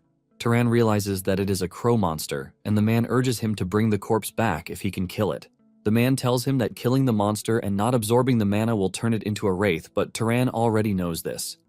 The official lets him know that the penalty for this offense under the city law is execution. Turan then asks the official if knights don't hunt monsters, and the man replies that knights don't have spare time on their hands to do this. Basically, a knight's job is to maintain order in the city, while hunting monsters outside the city is for people like Turan. Turan ignores the dude's rudeness and leaves to hunt the monster, but the official believes that he is just going to die. Not long after this, Turan returns with a monster crow with a big hole in its chest, leaving the officials in complete shock. They are even more surprised that Turan was able to bring back the monster's corpse pretty fast. They ask him if he acted alone, and he says yes, and instead of arguing with them, Turan just asks them for the bounty. One of them rushes to the counter to grab the money, and as he hands it over to Turan, he suggests that he get some rest because he must be tired. The officials are left in confusion because Turan killed the monster in such a clean way that almost everything is preserved. Just then, the official who attended to him earlier notices that Turan is not gone yet. He asks him why he is there, and Turan asks if there are still other monsters that are worth hunting. The officials are shocked to hear this because they can't believe that Turan still has the strength to hunt more monsters. 3 days later, Turan had defeated 30 monsters already, and Lena gave him the best dish on their menu. Lena mentions that she is pretty sure that Turan made a lot of money, but Turan lets her know that money is not his only goal. Basically, what he is after is the monster's mana, and thanks to the ones he has hunted so far, he has gotten stronger. Turan figures out that his mana has increased a lot compared to when he met Kjorn. However, he knows that there is a limit to how much he can get stronger with weak monsters' mana. Moments later, Turan has finished the food in front of him, and he even believes that someone shared the food with him, but they tell him that he ate everything himself. Turan commends the chef, telling him that the food was delicious, and the chef accepts this compliment, saying he is going to make it better next time. Turan is about to leave for his room when he is grabbed from behind by one of Midan's lackeys, who demands that Turan give them money because they heard he has been making a lot recently. Turan doesn't argue with the dude as he slaps him across the face, shocking him and his friends. The dude's friend tries to fight back by throwing a punch at Turan, but he easily dodges it and punches him in the face. The first dude rushes toward Turan with a stool, but Turan easily blocks the attack before sending the dude flying with a flicker to the head. Lena then screams at the group, telling them not to fight in the inn. Later on, Midan shows up at Turan's door, bowing his head to apologize for what happened, while telling Turan that he has already scolded the two culprits, assuring him that it will never happen again. Midan mentions that the group has been tight on money lately, and they must have gotten jealous because of the huge amount Turan is making. Midan yells at the two, telling them to apologize, and they follow their boss's orders. Turan then asks Midan if things are that hard, and he reveals that in 3 days, they might not even be able to pay the room fee. Just then, Turan hands him a money pouch, shocking Midan, who asks Turan why he is giving them the money. Turan then tells him that it is repayment for the kindness he showed when he said he was worried. which is why he wanted to bring him along. Medan is stunned when he hears this, and he asks Turan how he knows, but Turan ignores the question. However, Turan reminds Medan that nothing is free, and he asks him to give him some information. With a bright smile on his face, Medan assures Turan that he is going to tell him everything he knows because information is what he is good at. The next day, Turan heads out on a hunt, which he believes might be his last in the city because Medan already gave him information about the next city, so it is time for him to leave. It turns out that Medan gave him some really good pieces of information, and it appears that Medan is also a good man. Even though he is not as seasoned as Kaorn, this makes him purer and kinder. Suddenly, Turan catches a whiff of a strong smell, and he dashes in that direction immediately, hoping that it is not what he thinks. Turan arrives at where he caught a whiff of the smell, which is none other than blood. To make it worse, he finds the dude who fought him the day before with a bloodied body. As if this is not enough, he turns around to find Medan's body on the ground, leaving him to wonder what might have happened. Just then, one of the crew members, who is not dead yet, manages to speak up, telling Turan that it was a rabbit monster. Turan turns around to find the culprit staring at him, and suddenly, the rabbit lunges at him with blinding speed. Turan almost gets hit but manages to dodge the attack in the last second. Turan then whips out his sling and hurls a stone at the rabbit, but to his surprise, the rabbit dodges the projectile. This is when it dawns on Turan that the rabbit is already used to defending against long-range weapons. The rabbit then lunges at Turan again, but this time around, Turan becomes invisible, leaving the rabbit totally confused. Before the rabbit knows it, Turan appears behind it, and he plunges a dagger into its neck. However, the rabbit still launches a counter-strike that sends Turan backwards. The rabbit doesn't waste time before coming after Turan again, forcing Turan to go invisible again. Annoyed, the monster starts wreaking havoc wherever it thinks Turan might be hiding, cutting down trees in his path as if it is nothing. After losing its strength, it lets out a loud shriek before dying to blood loss. With the monster dead, Turan absorbs its mana, and in the process, he notices that the amount of mana that he is absorbing is different. In fact, it is more than the leopard monster that he encountered back in the village. Just then, the last dude on the team who told him about the rabbit expresses his shock that Turan is a wizard. Turan confirms this, and the dude asks him why he is hiding his identity. Turan ignores the question, and he asks the dude if they have family members to whom he can pass their belongings. The dude sadly replies that no, and this takes Turan back to the night before when Medan was telling him about the nearby great city called Orem. Apparently, Orem has a library that contains thousands of books, but not just anyone can enter the library because only wizards are allowed in. After burying the crew, Turan reveals that his decision to finally head to Orem, and he wishes Medan a perfect rest as he walks away. By the time he arrives in Orem, Turan finally understands why Murai was referred to as a small city, because Orem can literally swallow Murai up. At the city gate, he is even surprised that there are loads of people trying to make their way into the city. Turan wonders if the guards are screening for criminals, but he is not entirely surprised because it is a great city after all. Just as he is about to enter, one of the guards stops him, telling him that he can't enter because he has never seen someone wearing such filthy clothes as Turan. The guard suggests that Turan head to cover and dust himself first. Later on, Turan gets access to the city, and he heads to the giant library, which leaves him wowed. Because of how big it is, Turan concludes that it was definitely built with magic. At the entrance, he is stopped by the guards who tell him that the library is restricted to only wizards. Turan replies that he is a wizard, but this pisses off the guards, who believe that he is an impersonator. One of them stretches his hand toward Turan, and he suddenly feels something strange in his hand. Apparently, Kjorn had told Turan that wizards recognize each other because, by sensing another person's mana, they can even tell if the person is stronger than they are. The dude almost gets crushed by Turan's overwhelming force, so much so that he even falls to the ground, forcing his colleague to ask him what is wrong with him. The dude assures his colleague that he is fine, but deep down he realizes that Turan is no ordinary wizard because he is at least noble class or higher. The dude immediately gets back up to introduce himself as Kenya, a knight of House Valtas. Kenya asks Turan which house he is from, and Turan demands to know if he has to say it before entering. Kenya says no, revealing that to use the library he's going to need permission from the Master of Valtas. Kenya then reveals that he is going to contact House Valtas. Before Turan knows it, something that he thought would be a simple process has already landed him in the Valtas mansion. He is taken to a big pool where maids attend to him, washing off his body. When he finally becomes uncomfortable, he tells them to stop, asking if he can wash himself. The maids then tell him that they will be punished if they fail to properly attend to an esteemed guest. To avoid causing them problems, Turan tells them to do whatever they want. By the time they are done and Turan wears the nice clothes he was given, even the maids are left in awe of his beauty. They urge him to forgive them, but he assures them that there is nothing to forgive. However, the maids urge him to stop speaking to them casually, and Turan cannot believe what is going on. Later on, Taran meets with the rude young lady of the house, a redhead girl, Azella. Azella asks Taran what house he is from, and Taran replies that for personal reasons it is difficult for him to say. Azella is surprised by this, and deep down, she is already thinking of a devious prank, since Taran is hiding who he is. Azella suddenly unleashes her mana while telling Taran to do the same. Taran does as told, and while Azella releases a yellow aura from her body, Taran unleashes a blue aura. Their presence is so overwhelming that those who are in the room are forced to bow their heads. After the show-off, Azella commends Taran before subtly telling him to marry her. As usual, Taran's expression goes cold in shock and confusion. Even Azella's butler is forced to tell her to stop saying unnecessary things. Azella tries to do damage control by saying it was a joke, but later turns around to Taran, telling him to still think about it. After Azella is gone, Taran checks out his fingers to see that they are shaking. It dawns on him that Azella's mana is actually comparable to his own. Moments later, he heads to the Patriarch's office, where he meets the leader of the house, Rug Valtas. After their introduction, Rug says he is aware of Taran's need to use the library, and he lets him know that there isn't any amazing ancient magic in the library. In fact, he lets him know that there is no secret method for him to increase his mana, but Taran assures him that he is fine because he never wanted any of that in the first place.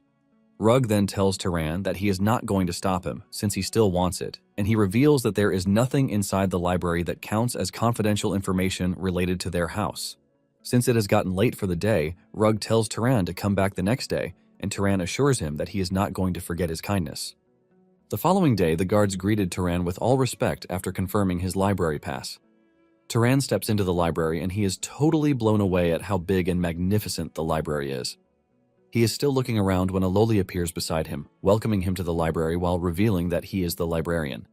He tells Taran that he is now going to explain the rules of the library to him. Deep down, Taran is left in shock because he is not expecting a little kid to be a librarian. He tells him that the first rule is that he can't damage anything because if he does, he will have to pay for it. Secondly, he is not allowed to take any book out of the library. He then adds that he will be watching him while he is using the library, but Taran urges him to give him some distance when he is reading so he doesn't become uncomfortable. Since the little boy is a librarian, Taran asks him if he also reads the book in the library, and he confirms this, telling Taran that he can help him find anything that he is interested in. The librarian asks Taran if he wants romance or history, but Taran simply tells him that what he wants is to learn basic common sense about the world. Not long after this, the librarian provides a bunch of books for Taran, telling him that the books are hundreds of years old, and he believes that they won't really suit what he wants. He then provides another set of books saying they should help him. Taran thanks him for his help, and he is amazed at how incredible the books are. Taran opens a page, and it is as if he were welcomed to heaven because of how amazing it sounds. Taran immediately falls in love with the reading, and he repeats the same routine every day. Thanks to this, Taran is able to understand the world's geography, the different races in the world, and the etiquette of wizards.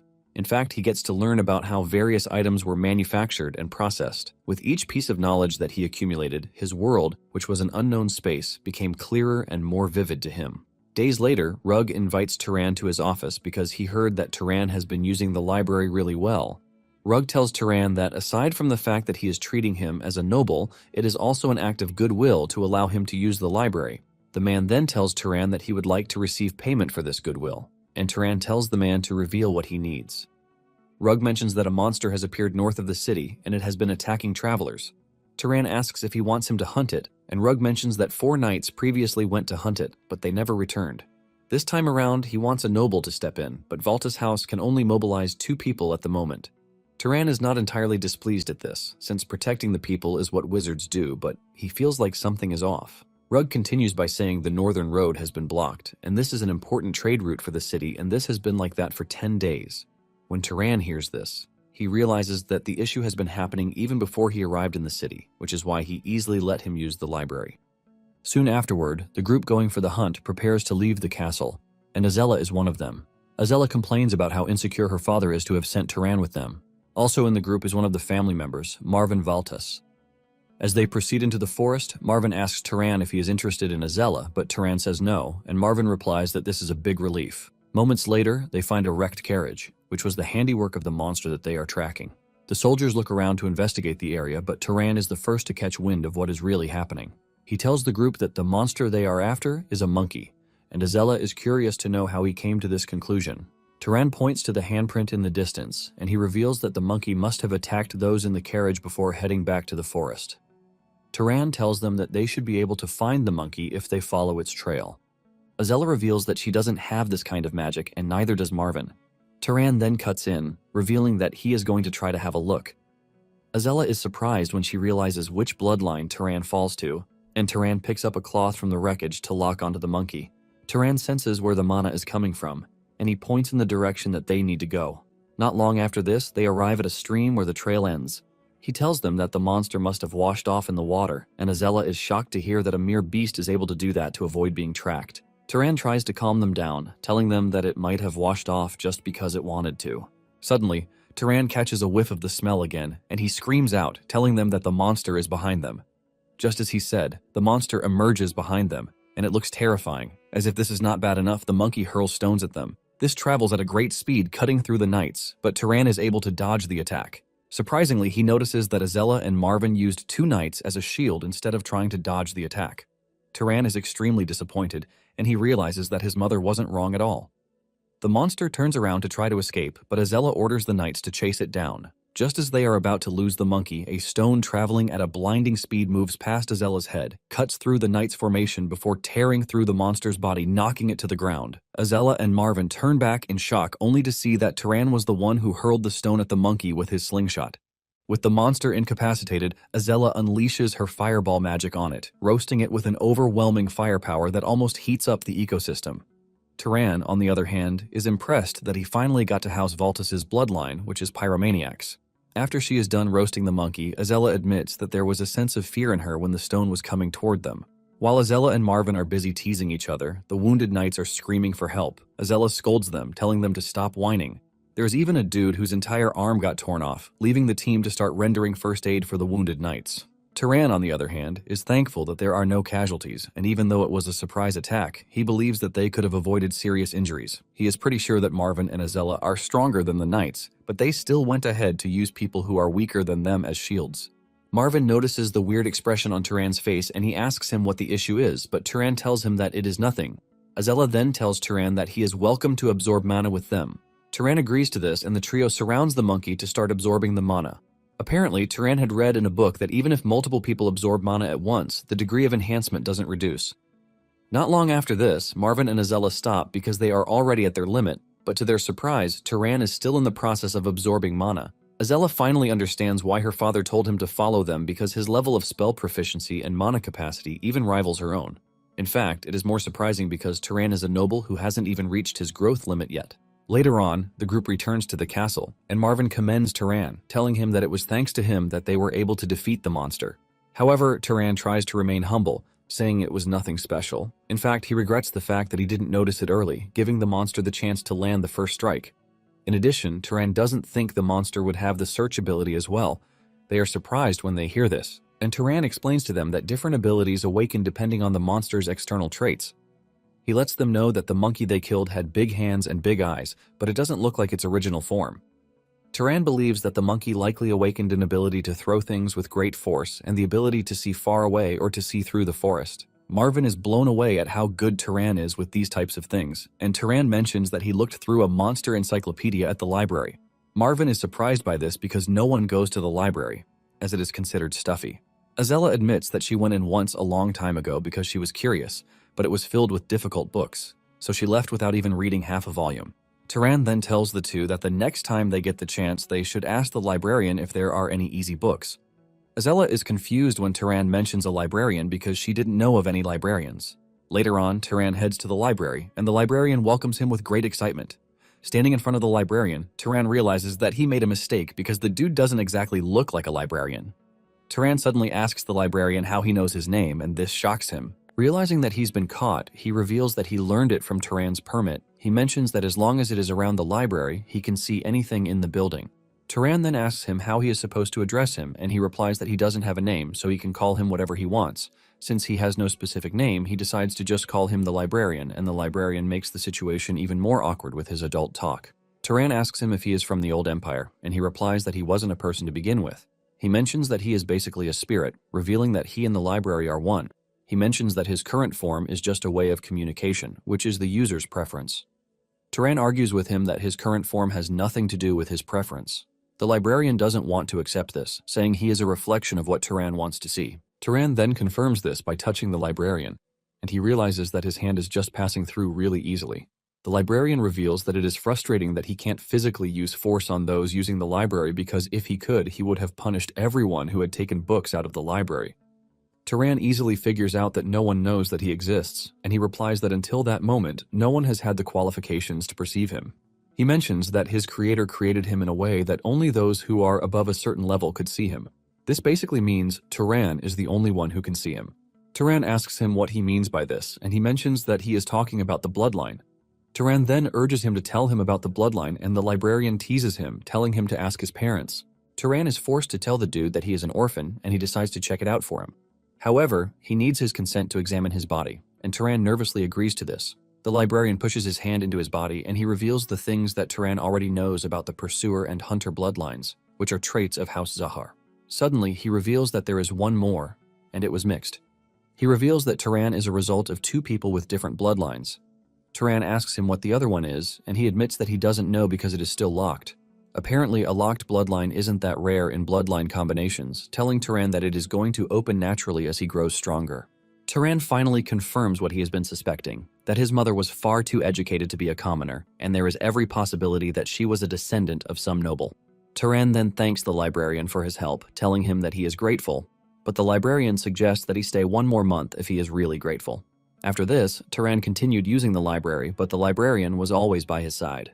Turan asks for explanations about books, and the librarian explains what he wants to know for him. In fact, he knows about knowledge that has been lost for thousands of years. At some point, he starts to teach Turan the laws of nature, ultimately blowing the dude's mind. Turan also learns about how every disease emerges from microorganisms and that the decay of living things is caused by the feeding of such germs. In fact, he was able to grasp basic principles too. Things like the refraction of light, the generation of heat through friction, and the process of how living things get injured and how they heal.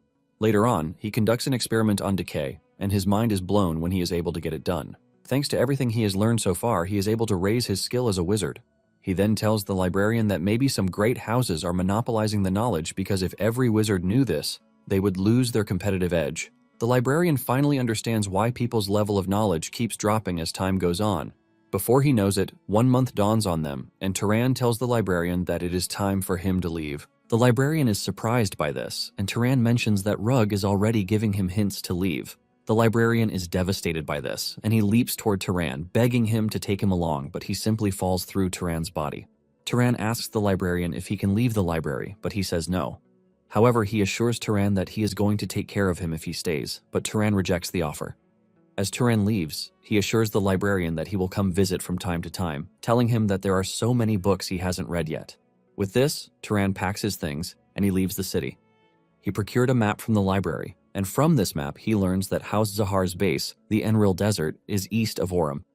Turan decides that it is time he heads to Zahar to find clues about his parents.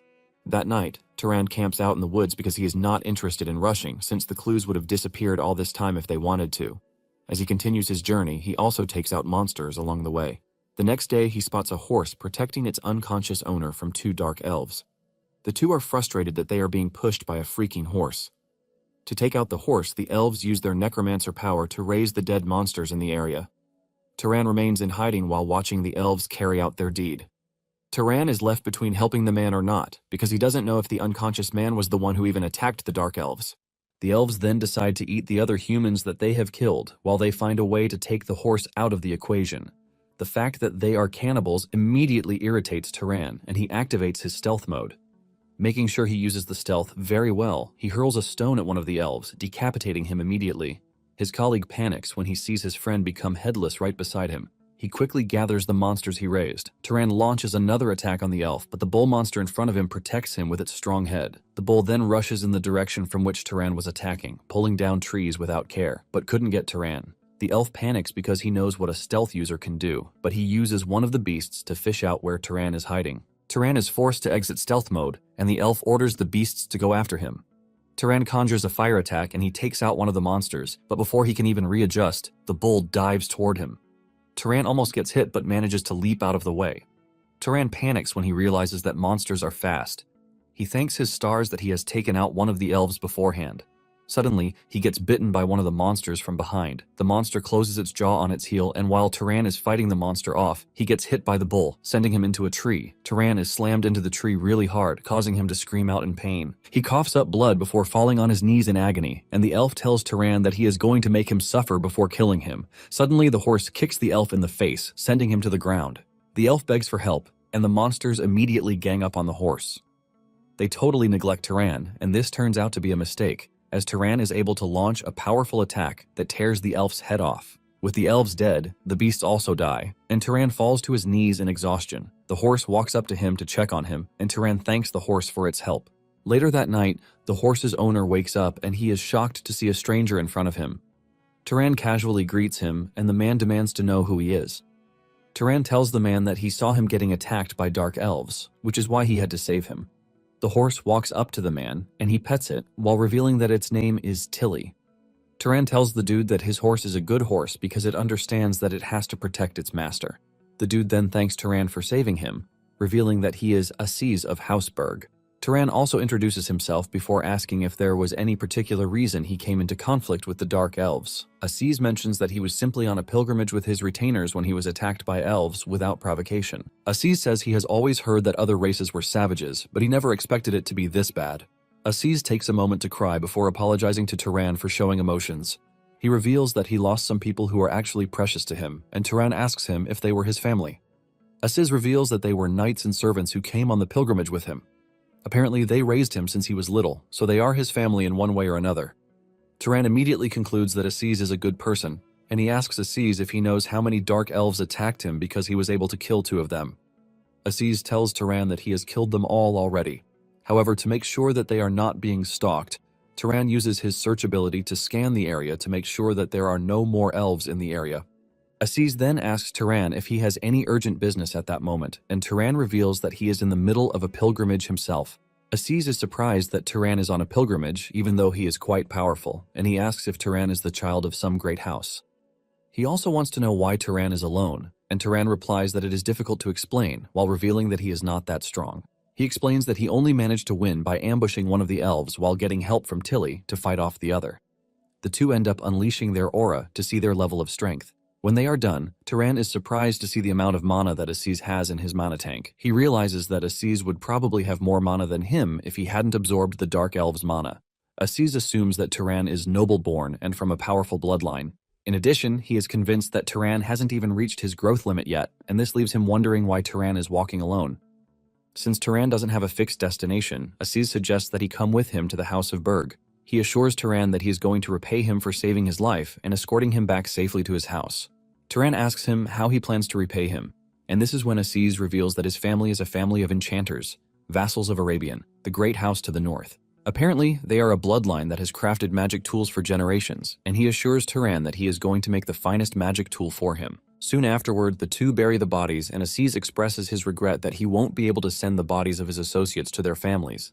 Turan lets him know that he doesn't have to beat himself up about this because it would be difficult to do so. Aziz then thanks him, and Turan asks why he is thanking him. Aziz replies that he is doing so because Turan isn't mocking him. Even though he is a noble, crying about the sacrifices of his subordinates makes him look pathetic.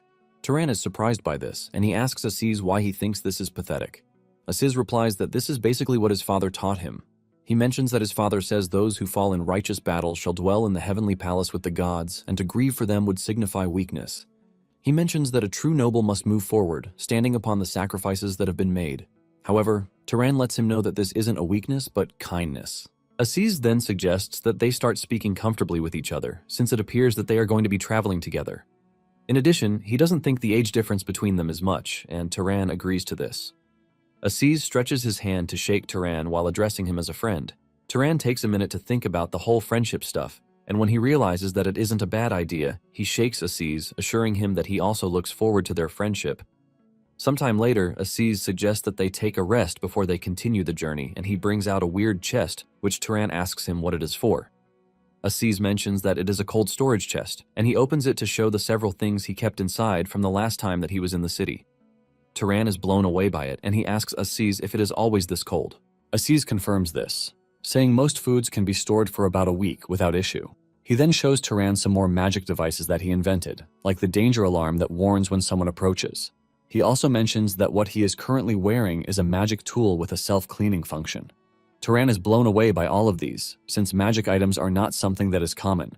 Turan talks about how impressive the cloth is, but Aziz assures him that by the time they return to the main house, he is going to reward him with things that are far better than this.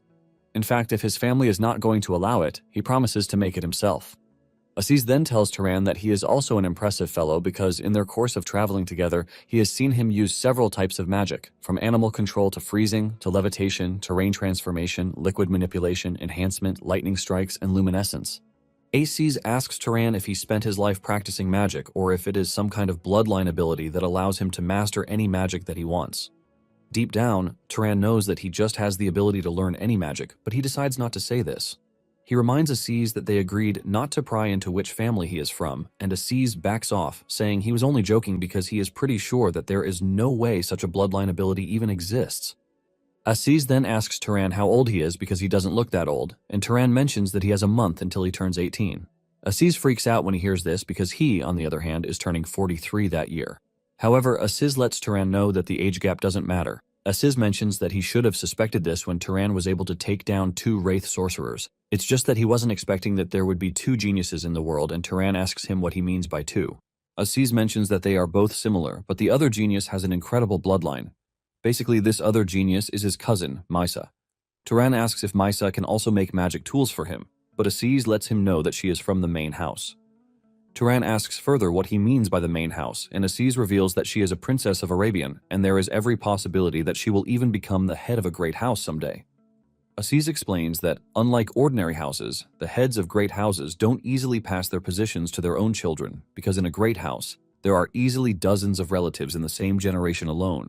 At least one of them is always stronger than the head's own child, but in this case, Mesa, the head's child, was born with the greatest talent. Apparently, after awakening her magic power, Mesa mastered all manner of combat magic in just 10 years, and as a result, she received the full support of her house. At the moment, she is just 21, and she is almost at the same level as the core members of the house. Turan is forced to ask if the house performed a funeral for her to have had much power at her young age. Aziz confirms this, saying that when their granduncle passed away, his magic power was devoured by her. Other relatives also received portions, but she took the main portion. When Turan hears this, he realizes why the great houses maintain their dominance. Soon afterward, they arrive in the Deccan Plains, which is the central territory of Arabian. Aziz then leads Turan to the territory of the House Berg, Zavalin, which is a great castle. Upon entering the castle, Aziz is welcomed by his mother, and the two rush into each other's arms. Aziz starts crying because he's missed his mother so much, but Turan cannot believe that this is a 43-year-old man. Aziz's father steps out, scolding Aziz for addressing his mother as mom, but Turan can't even wrap his head around the fact that a full-grown man is acting like a child around his mother. Aziz apologizes and then introduces Turan to his parents, revealing that he is a friend from the south. He mentions that Turan was the one who saved him when he was in great danger, and without him, he wouldn't have made it back alive. Aziz's mother is surprised to hear this, since the pilgrimage route isn't supposed to be dangerous, and she asks Aziz what happened. Aziz reveals that they were actually attacked by dark elf wraith sorcerers. The woman immediately loses her composure because she can't believe that the elves have the guts to go after her child. She yells in annoyance, threatening to gather an army to go after the elves, but her husband urges her to compose herself because she is the head of the house and people are watching, especially Turan. The man then asks Turan which house he is from, and Turan replies that he cannot say. The man is taken aback by this, and Turan rephrases it, saying he was born of a commoner mother, so he doesn't even know who his father is. Aziz is shocked to hear this, and he yells at Turan, saying he never told him this. Turan replies that he doesn't think it is something worth boasting about. Aziz's mother then assures Turan that he is going to be properly rewarded for saving her son. However, she lets him know that it is going to be difficult to offer him a room in the house, but she is going to arrange the best inn for him in the city. Aziz cuts in, asking his mother why they can't host Turan at the house after he saved his life. His mother says this wouldn't have been a problem, but as it stands, there is an important guest currently staying with them. She says that regardless of the circumstances, it is difficult to bring in a stranger of unknown origin. They are about to conclude on this when a female voice cuts through the room, telling the woman that she doesn't have to worry about her because she is pretty sure that the person who saved Aziz wouldn't be looking to assassinate her. Everyone turns in her direction, and the voice turns out to have come from a frail-looking but beautiful lady wearing a long gown.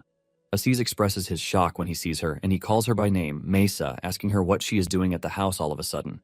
The moment Turan hears her name, he realizes that Mesa is the Princess of Arabian whom Aziz talked about.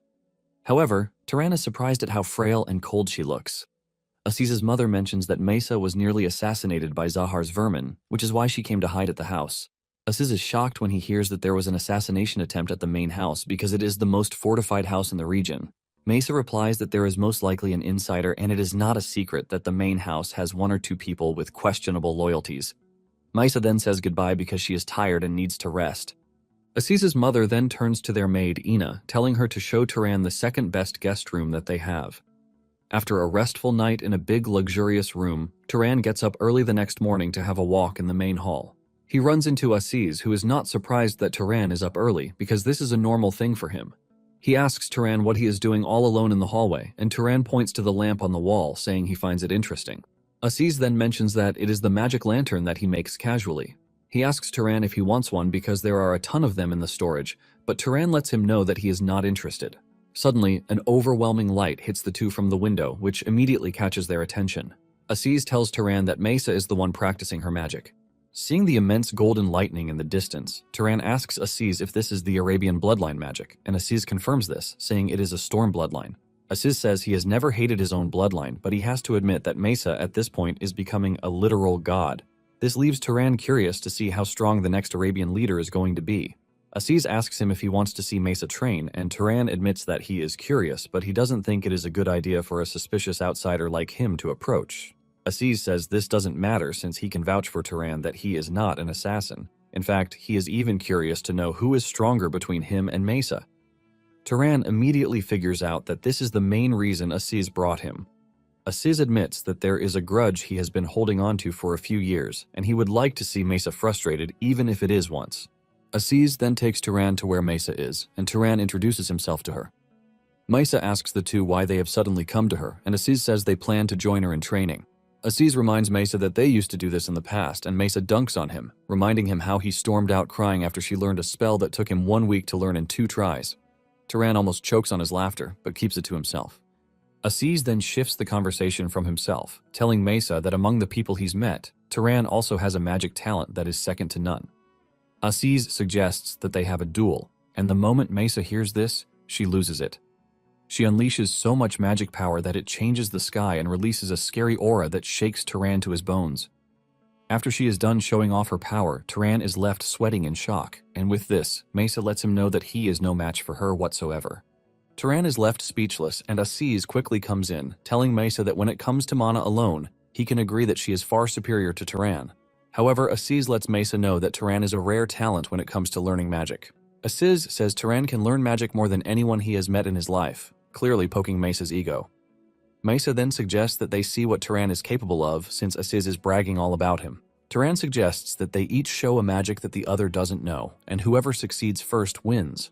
Aziz tells Mesa that this is a good idea, and Mesa agrees. However, she reveals that she is going to leave out her unique magic to make things fair.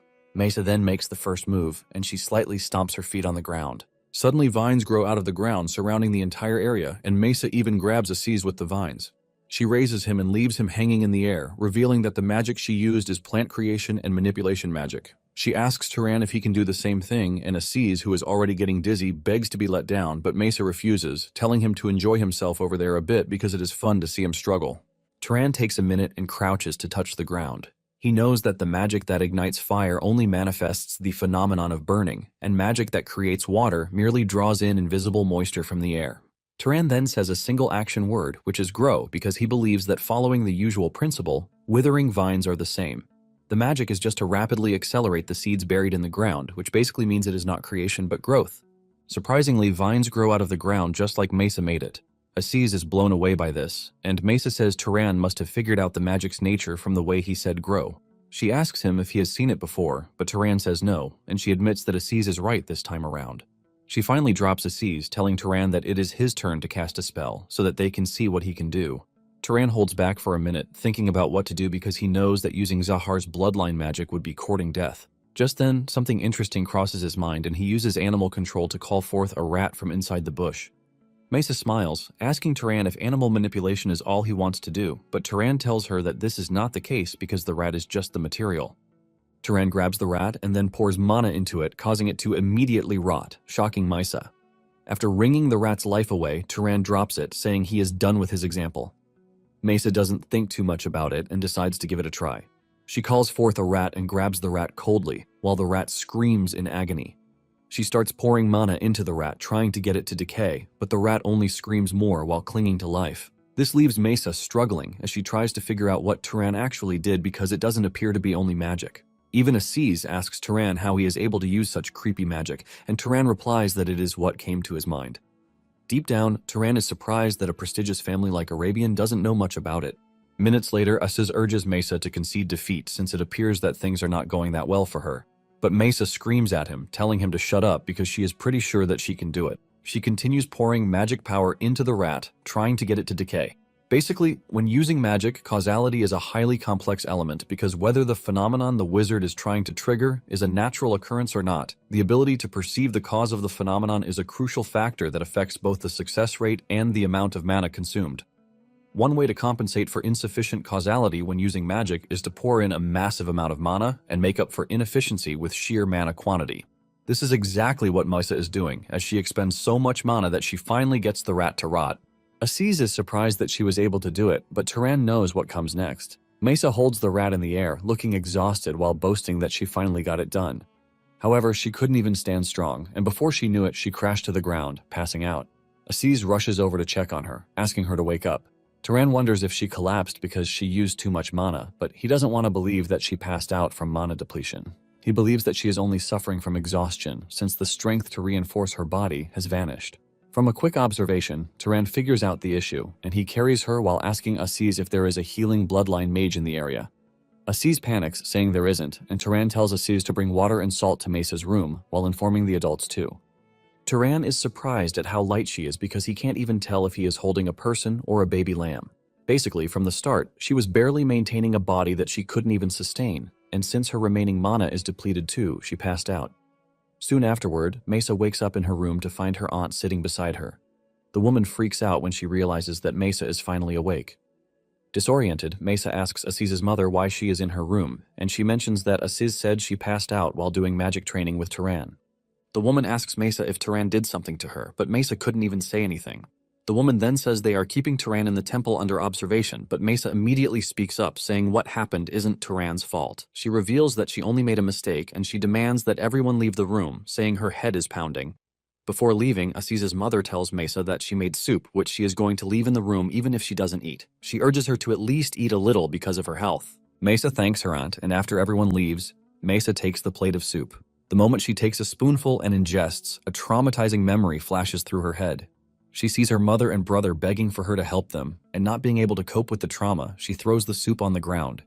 Mesa clutches onto the sheets before grabbing her head in frustration. Meanwhile, at the underground chamber of House Berg, the temple of the limping goddess Turan is being watched over by Aziz's uncle, who is a knight, Haram. Haram tells Turan that the doors and walls are solidified like muscles trained for centuries without a single gap. Because of this, he urges Turan not to even think of escaping, and Turan assures him that he has no interest in escaping. Haram continues talking about the temple's defenses, and at this point, Turan concludes that he is just boasting. Just then, Haram whips out his sword, and he starts swinging, and Turan asks him what he is doing. He replies that he is training, and he continues swinging really hard, leaving Turan totally blown away because every motion is the minimum preparation needed for the next strike. This leaves Turan wondering if this is the efficiency of a trained body. Suddenly, Haram turns to look at Turan, and Turan apologizes if he was a distraction. However, Haram lets him know that he wasn't. He moves closer to Turan, asking him what he noticed in his movements when he was watching, and the question leaves Turan baffled. Turan replies that he believes that the movement is cool, and Haram is impressed by this. Haram mentions that most nobles dismiss weapon arts as trivial since it's easier to attack from a distance with magic. However, he believes that this is because they have weak bodies, but the mind doesn't command the flesh, so they rely on tricks. Turan says that unless the bloodline is specialized in strength, focusing on magic is more practical and efficient. However, after experiencing real combat, he says there are situations that come up where one has to face it even if they want to avoid it. Haram then hands Turan his sword, and Turan reminds him that he is keeping him there because he is a suspicious person, and giving him a weapon is a bit weird. Haram tells him that this doesn't matter because what he is holding is just an iron bar. He mentions that what makes it a sword is the body of the wielder, and with Turan's current weak body, there is no way he can cut him. Turan takes a closer look at the sword and realizes that Haram is right. Turan proceeds to try out swordsmanship, and the moment he takes his pose, he starts pouring mana into every corner of his body, including the sword that he is holding. Haram immediately yells at him, telling him that he is getting it all wrong because he is not supposed to pour mana into it. Haram then proceeds to show Turan the right pose and position while lecturing him on how to move and not to move. Turan acknowledges everything, and Haram tells him to do 10 reps while breathing into his muscles. As he proceeds with it, Haram commends him, telling him that he has a fine vessel, and if it is possible, he should wring his body dry. He says mana is mere parlor tricks because wizards have assumed that their physical abilities are guaranteed. However, this is only the minimum function that his body possesses. He mentions that a properly trained body tears through the battlefield without the need for mana, and he needs to understand the difference. Turan assures Haram that he is going to bear this in mind, and he continues swinging just as instructed. Moments later, Aziz's mother enters the room, apologizing to Turan for how she treated him. However, Turan says he should be the one to apologize, and he is thankful that Mesa is unharmed. The woman then reveals that Mesa wants to give him a proper apology, so she asks if he has a bit of time on his hands. Not long after this, Turan meets with Mesa, and Mesa apologizes for causing Turan trouble because she heard that he was locked in the temple because of her. Mesa believes that it was unnecessary, but Turan assures her that it was fine, and he says he is just glad that she is safe. Mesa then asks Turan about the magic that makes animals rot. She wants to know if it is an undisclosed bloodline magic because the mana consumption was absurd. She asks Turan if he lied to her, but Turan says no, revealing that Mesa should be able to use it easily as well once she understands the principle. Mesa understands that he is not ready to teach it for free, but she lets him know that if he doesn't reveal the method, there is no proof that it isn't bloodline magic. Turan immediately tells Mesa that he doesn't actually care if he wins or not, but Mesa is not comfortable with this because it is going to make her look bad. Mesa then decides to make him an offer instead. She tells him that if he can tell her the secret of the magic, she is going to teach him one of Arabian's secret arts in return. Since it has come to this, Turan agrees to teach her.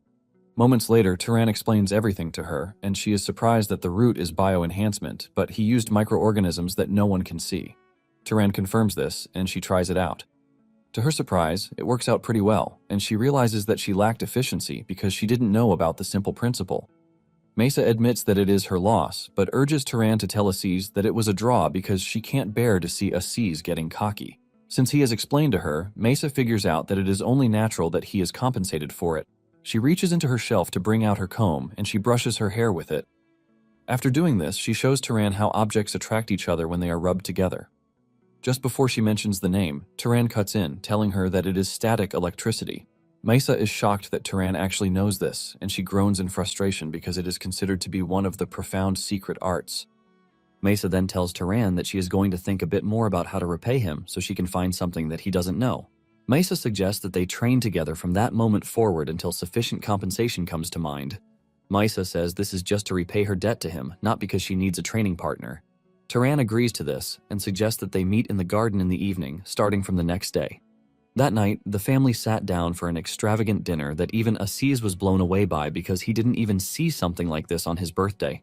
He mentions that anyone who sees this would actually believe that Arabian's head of house himself came to visit. Turan also knows that there is no way this is an ordinary meal. Aziz's mother then changes the topic to the magic tool that Aziz promised to make for Turan, asking him if he has something specific in mind about it. Turan replies that he wants something that aids in defense. He says it is easy to harm others with magic, but protecting oneself is difficult. In fact, if possible, he wants it to be able to protect him from surprise attacks. Aziz assures him that this is not going to be an issue because he has made items like this in the past. However, he doesn't have anything ready at the moment, and just then, Aziz's brother offers to make it. He reveals that he just finished a commission from the main house, so he has the time on his hands. His mother asks him how he intends to make it, and he replies that, for defense against surprise attacks, something Turan carries at all times would be the best. He mentions that he is going to embed mana into jewelry like rings, earrings, or necklaces to create a function that draws out a guardian bloodline's defensive power. The woman says this is acceptable, and she asks him for the time frame. The dude replies that this is going to take him 1 month, and Aziz's father boasts about how Aziz's brother, Mello, is a skilled wizard who is just second to him. While praising Mello, Aziz is completely overshadowed, and Turan tells them that he appreciates the help but believes that the gift is excessive. Aziz's mother lets him know that this is not excessive in any way because her son's life is not worth that little. The woman then tells Turan that for the next month he must stay as a guest at the house, so he should make himself comfortable. The next day, Turan and Aziz walk through town, and Aziz tells Turan that it appears that his mother has already taken a liking to him. He says the woman is impressed with Turan's magic talent, and in addition to this, Turan never neglects his training. After hearing all the good things the woman is saying about him, Turan says it appears that she is trying to recruit him into their house. Aziz confirms this, saying his mother gives generously to put him in debt, then introduces a pretty young lady to tempt him. Basically, there are several adults in the house who join this way. Turan hears this and admits that the whole thing is quite troubling, but Aziz assures him that he doesn't have to worry too much because the magic tool is just something nice to buy his favor, so there is no way he is going to be forced to marry even if he wants the magic tool. He concludes it with the fact that his mother is not so shameless. Aziz asks Turan if he has any other plans for the day, and Turan replies that he promised to train with Maisa in the evening. He asks Aziz if there is something wrong, and since he is free till evening, Aziz believes that they have a lot of time on their hands.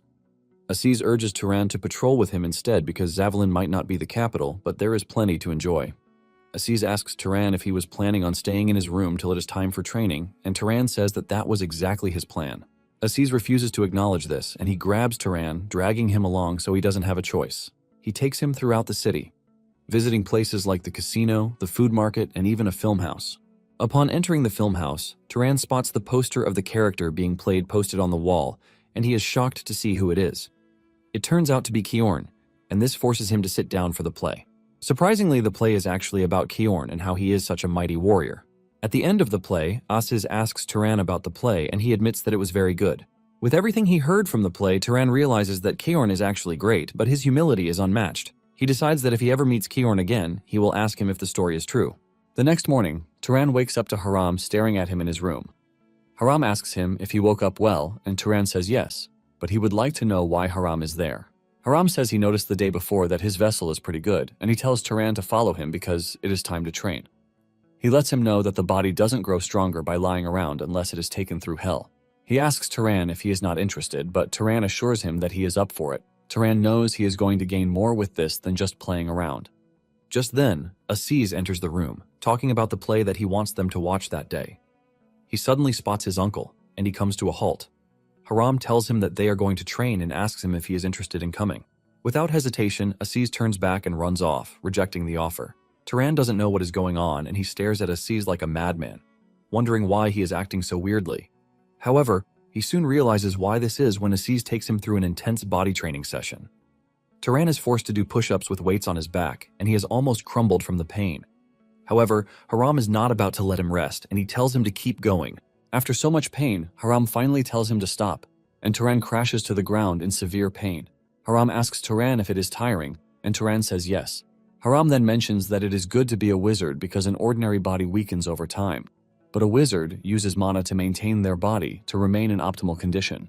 Turan is still digesting what Haram is saying when he tells him to start another rep because he must have been rested already. Turan freaks out in shock, trying to tell the monster of a man that he is still tired, but Haram doesn't want to hear this. In the coming days, Turan finds himself training with Haram in the morning while training with Maisa in the evening. Before he knows it, 3 weeks have passed already, and during one of their training sessions, Turan expresses his disappointment that he can't shoot his lightning attack straight. Turan believes that this is because he is not from Arabian, but Maisa lets him know that it is not because of this, since she has never thought of aiming lightning, too. The two are in the middle of this when a messenger arrives calling on Maisa. Maisa demands to know why he is there, since she already ordered that no one should approach her while she is recovering. The dude then tells Maisa that the head of the house has summoned her, and she demands to know what it is, promising to punish him if it turns out to be for a useless reason. The messenger reveals that dark elves are causing chaos in the south, and 3 cities have been ravaged already. Because of this, the main house is assembling an expedition force, and the moment Turan hears this, he realizes that the dark elves have finally made their move. Upon hearing this, Maisa tells the messenger to pass along her message that she will return soon enough. After the messenger is gone, Maisa tells Turan that she has to go, but then she remembers that she has to pay for the cost of the corruption magic that Turan taught her. Maisa asks Turan if he knows that electricity flows through the human body, and Turan is shocked to hear this. Maisa is surprised and glad at the same time that he doesn't know this. Maisa lets him know that this is an Arabian secret teaching, and she tells him that they can call the debt settled once she teaches him the magic that she is about to. She explains that when a person sees or feels something, a tiny electrical signal is sent to the brain. If one sees with their eyes, the signals go from the eyes to the brain, and if one smells something, it goes from the nose to the brain. It is through this electricity that the brain understands sensation and sends electrical signals back throughout the body to command movement. Turan doesn't really understand this, but he is convinced that there is a reason because the library's materials were the same at first. He wants to believe that this is part of the nature laws that Arabian has passed down. Mesa then asks him what he thinks would happen if he accelerates the electricity with magic. He replies that the speed at which one perceives and reacts will become faster. Mesa confirms this, saying Turan should just become a professor since it appears that he is pretty sharp. Mesa then decides to demonstrate the magic without delay, curious to see how quickly Turan is going to learn. Moments later, Turan tries out the technique and he focuses on sensing the electricity flowing throughout his body. Once he does, he decides to make the lightning transmitted through the pathway even faster, and before he knows it, he is able to sense things in record time. Even Mesa's speech appears to be slowed in his presence, and Turan is overwhelmed at how impressive the magic is. Suddenly, he grabs his head in pain, and Mesa commends him, telling him that he succeeded. However, he is currently suffering from what happens when one uses large amounts of mana recklessly. Mesa tells him that he will most likely have a headache and find it hard to adjust at first, but once he gets used to it, he will be able to maintain it for a long time. Turan admits that what Mesa gave him is far more than what he gave her. Mesa leaps into the air, and before she leaves, she tells Turan that it is an investment, since it appears that Turan has a bit of talent. She tells him that she will collect everything he owes her when he later reaches his potential, and after saying this, she flies off, leaving Turan in complete awe. Later on, Turan and Aziz head to the central city of Morgan to join the rest of the citizens to give the expedition force farewell. They even spot Misa among the forces, and Aziz doesn't hesitate before waving to his cousin. His father is forced to grab his hand, telling him to behave like a noble for once. Moments later, they are informed that the house head is stepping in, and everywhere goes silent. Just then, Turan spots the head of the house, Badal, emerging in the distance, and he looks like a beaten old man with scars all over. Turan talks to Aziz about this, mentioning the fact that Badal looks really pale, asking if he is sick. Aziz then mentions that there are rumors that a long time ago he fought with Zahar's househead and suffered grave injuries. However, this was a long time ago, and Aziz believes that he is just being affected by old age. Badal then walks to the stage and he raises his hand. Cloud fills up the sky and the weather changes in an instant. He delivers his speech to the soldiers while his eyes burn brightly. Lightning ravages through the sky, putting fear in everyone who is present, and the citizens start chanting Arabian's praises. Even Turan is left in complete shock as he finally witnesses Arabian's strength. He can't believe that with a body and condition, Badal remains at the pinnacle of magic that can overturn Earth. Turan promises himself that one day he will also be at a level like that. Later on, Turan is given the magic item that has been made for him, which turns out to be a bracelet. Mello says that just by carrying it, Turan's physical durability will slightly increase, and when he channels mana, this increases further. He mentions that in no time it will reach a level similar to a Guardian Bloodline Noble. However, its mana consumption is severe, so he urges him not to maintain it for long. Turan is blown away by the bracelet, and he admits that it is remarkable because an item of this caliber is rare even among great houses. Just then, Aziz's mother asks Turan if he has considered joining the house. Turan thanks her for the offer, saying it is a generous one, but he is pretty sure that it is going to be difficult. The woman is not surprised by this, since Aziz already told her that Turan is someone who has much to do and cannot stay in one place. She apologizes for asking again, and Turan mentions that he is never going to forget the nice treatment he got from the woman. He lets them know that Aziz and the entire Berg family will forever be his friends. After this, Turan prepares to leave, and he runs into Haram, who hands him a dagger. Haram mentions that it is a magic tool and it has no extraordinary function, but it is pretty durable and sharp. Turan accepts the gift with gratitude while addressing Haram as his teacher. Haram smiles when he hears this, and after he is gone, Aziz places a cloak on Turan. Turan asks him what it is, and Aziz reminds him that he said he liked his clothes. He mentions that they don't get soiled easily, and they even repair slight tears themselves. Aziz then gives him shirts and pants too. Turan is overwhelmed, and Aziz laughs, telling Turan that he is a good friend. He says Turan saved his life, and by spending time with him, he has learned a bit about how one should live. Aziz then asks Turan where he is heading, and Turan replies that he just wants to keep heading east. Aziz hears this and tells Turan that he's going to find himself in Carmini. He reveals that he has been there before too, and he urges him not to take a ship if he can afford it. He says the waves are pretty bad, but Turan knows that he has no choice, because beyond those waves lies Zahar's land, the Enroll Desert, but he can't tell Aziz this. Aziz then urges Turan to survive and come back, to which Turan says, okay. Moments later, Turan heads out on the road and soon realizes that he is back to his lonesome self. Since he is alone, he decides to run instead. He dashes off at a blinding speed, going past other travelers who don't even see him. They only felt a strange presence move past them, and no one could truly catch up to him. After traveling a great distance, Turan finally comes to a halt when his nose catches a strange scent. From the smell, he wants to believe that it's from burning animal flesh, and he decides to trace it. Moments later, the scent takes him to the origin, and he is left speechless when he realizes that an entire village has been burned down. The villagers are tied to poles and are set on fire without mercy. This leaves him wondering if it was a bandit attack because there is no way the Dark Elves have the guts to come that far. He continues investigating, and he soon catches on to another scent, which is coming from a cellar. He pulls open the cellar door, and to his surprise, a young girl is hiding out in the cellar.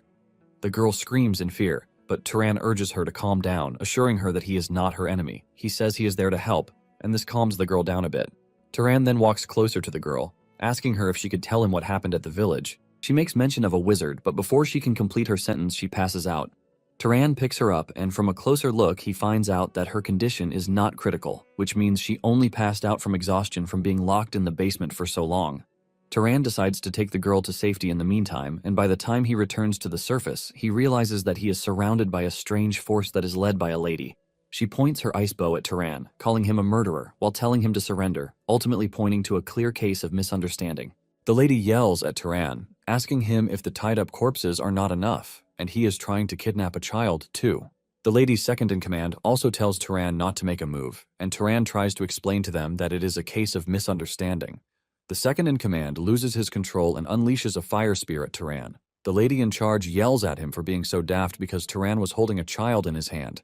The dude apologizes, saying he only got too nervous, which led to the accident. However, the dust clears off, and Turan remains unhurt thanks to the bracelet Mello made for him. The wizards are surprised to see this, because there is not one scratch on Turan. The lady is left wondering what Turan used, and she assumes that it is a bloodline ability. Turan then speaks up, telling the group that he didn't attack the village, letting them know that it is a misunderstanding. However, he lets them know that if they attack him again, he is not going to hold back in retaliating. The lady takes a minute to think about it, and she agrees that there is no reason for the culprit to have stayed around. In addition, sparing one child after causing such a tragedy doesn't make sense. She then introduces herself as Bison, while asking Turan for his name. Bison then tells Turan that she needs a way to trust him, even if all the evidence points to the fact that he didn't do it. Turan then tells them that they can ask the child he is holding when she wakes up because she appears to have seen the actual culprit. Bison is shocked when she hears this, since she didn't expect the kid to have seen the culprit, whom they call the Burner. Turan asks for clarity on this, and Bison explains that the Burner is a deranged wizard who burned down the village. Apparently, for the past few months, the Burner has been attacking remote villages, binding people, and burning them to death. Since there are no survivors after the attacks, no one even knows their gender. The only thing that they know is that they are called the Burner. Later on, the girl wakes up, and she explains that the Burner has a red cloak and a face with facial hair. In fact, he looks rough as a woodcutter. After hearing the description from the girl, Bison and her squad apologize to Turan for jumping to conclusions. Turan remembers what Midan said about some nobles whose eagerness gets ahead of them sometimes. Turan then tells Bison that he is not going to take offense because Bizan was concerned about the girl's safety. Turan then asks them if they are there to catch the Burner, and she says yes. She mentions that now that they have a description of the culprit, she believes that they can finally catch him. She reveals that they have a natural-born pursuer among them, and Turan asks her if the pursuer is from House Zahar. He also wants to know what she is doing in Arabian territory, and Bison quickly mentions that she is from House Carmina. Apparently, she came from Avicha, and the guys with her are her friends who are her house's vassals. Bison reveals that the pursuer, Asha, is a descendant of the generation of their ancestors who mixed Zahar noble blood. Bison reveals that their bloodline manifested weakly, so Asha is skilled in search magic, but lacks talent in concealment, which is why the house calls people like them the primordial bloodline. Bison then presents a request to Turan, asking if he can help them hunt down the Burner. Bison tells Turan that she is going to give him all the bounty on the Burner and can even yield her own share of mana because what matters to her is her reputation. Turan then asks Bison if they have an idea how strong the Burner is, and Bison says she is pretty sure that he is a noble-level wizard. Apparently, in one of the villages that he attacked, there were knights defending the village, and he killed them all. Turan is surprised to hear this, but at the same time he believes that he is the right opponent for him because low-rank monsters in the wild are no longer enough to help him grow stronger anymore. Because of this, he agrees to help them, but before they leave, they head to the nearest village, and Turan hands the girl over to an orphanage. He gives the owner a pouch full of money that is enough to take care of the girl until she grows up. The man assures Turan that they are going to do their best to take care of the girl. Turan gives the man a cold stare before telling him that he is going to come back in a few years to check. Turan's stare is enough to put fear in the man's body, and he knows that he can't even afford to mess up. Once they are ready, Asha activates her power, and she starts tracking the burner.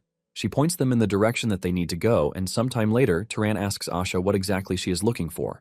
Asha mentions that they first found the footprints of an adult male, and by the time it led to the main road, they picked up the smell of ash. She says if the burner hasn't changed clothes, ash would still be on him. Turan is impressed when he hears this because it shows how much of a professional she is. Basically, she couldn't find him before because she didn't know the burner's gender. Just then, Asha mentions that she has found the culprit and she dashes off in a hurry, forcing the others to chase after her. Soon afterward, they arrive at the entrance of a cave and Bison tells Turan to stay in front with her while the others follow from behind. Bison lights up the way with her magic, and as they move deeper into the cave, Bison asks Asha if there is someone inside, and she tells her that there is one person at the end of the cave. After walking for some minutes, they finally reach the end of the cave where they found the burner. The girl's description matches what they are looking at, and even Asha confirms that he is the one because she can smell everything on him. Bison immediately aims her bow at him, asking him if he is the one who has been murdering the villagers from nearby towns. The burner acts defenseless at first, but before they know it, he unleashes a powerful fire spell on them. The firepower is so overwhelming that it pushes those who are behind Turan back. However, Turan and Bison remain unharmed, and this shocks the burner to his bones. Bison then makes her move by firing an arrow into the burner's leg, causing him to crash to the ground in pain. The burner then does something shocking as he activates earth magic that creates giant clay arms. Turan is surprised to see this, since he assumes that the dude is from a pyromaniac's bloodline.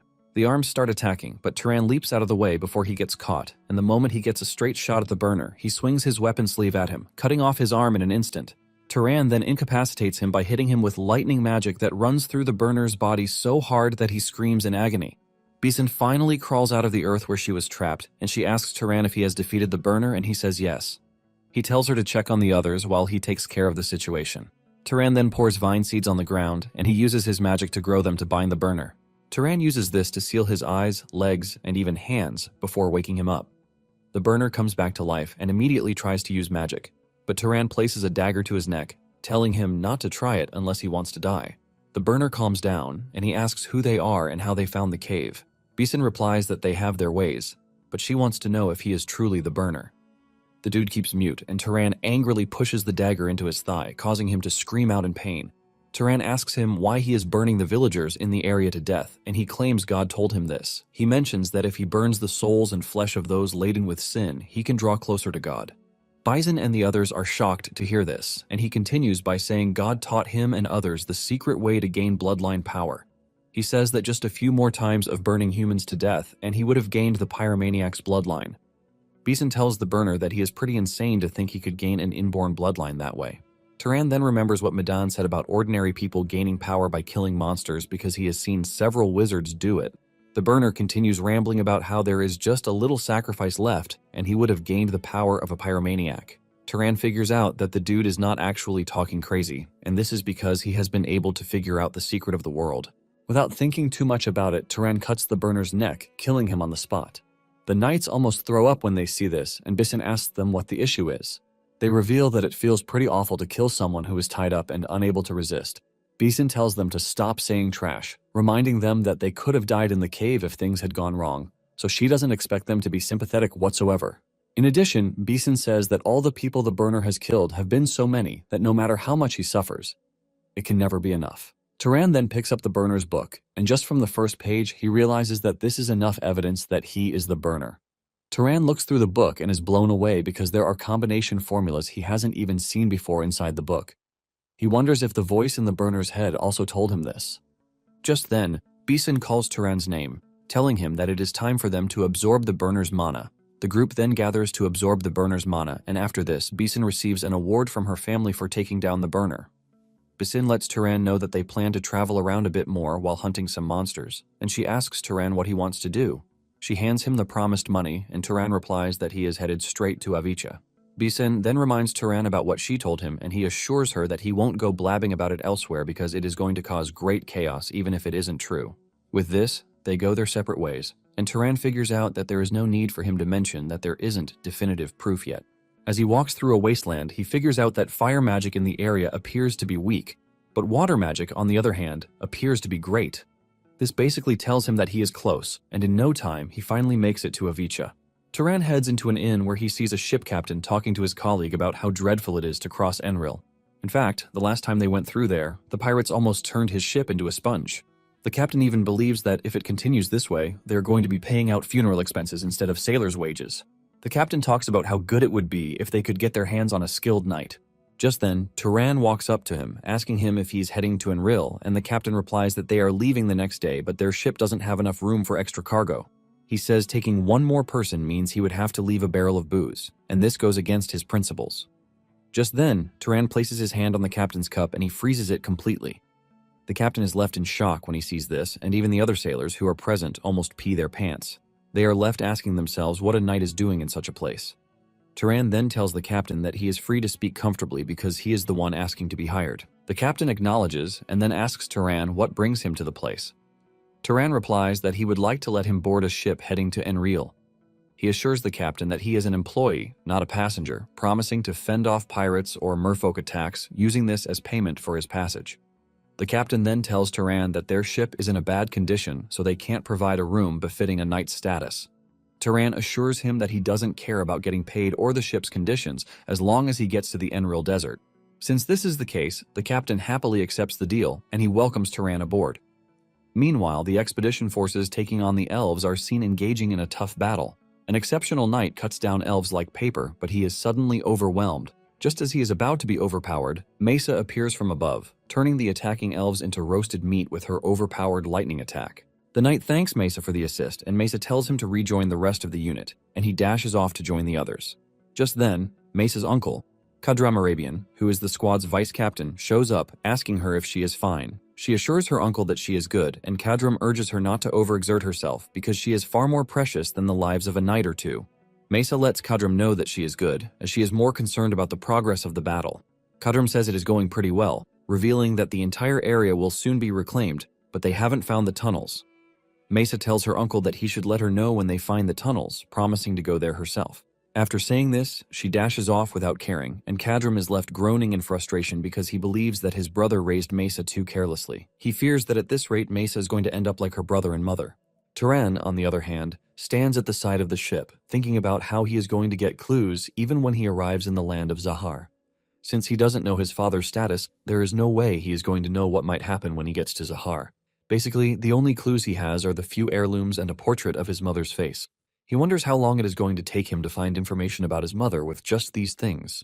The captain soon shows up behind him, asking him what has gotten him to stand there, thinking so deeply, and Turan replies that he is only thinking about how vast the ocean is. The captain agrees to this, and he asks Turan how he is handling the seasickness because he's heard that land folks usually get nauseous just by looking at vastness. Turan assures the captain that he is actually feeling pretty good, and the captain says he's heard about Turan's quest to learn seafaring. Turan replies that he only wanted the knowledge, and with what he's learned so far, he can say that it is pretty interesting. Just then, the alarm for mealtime comes on, and everyone sits to eat before returning to work.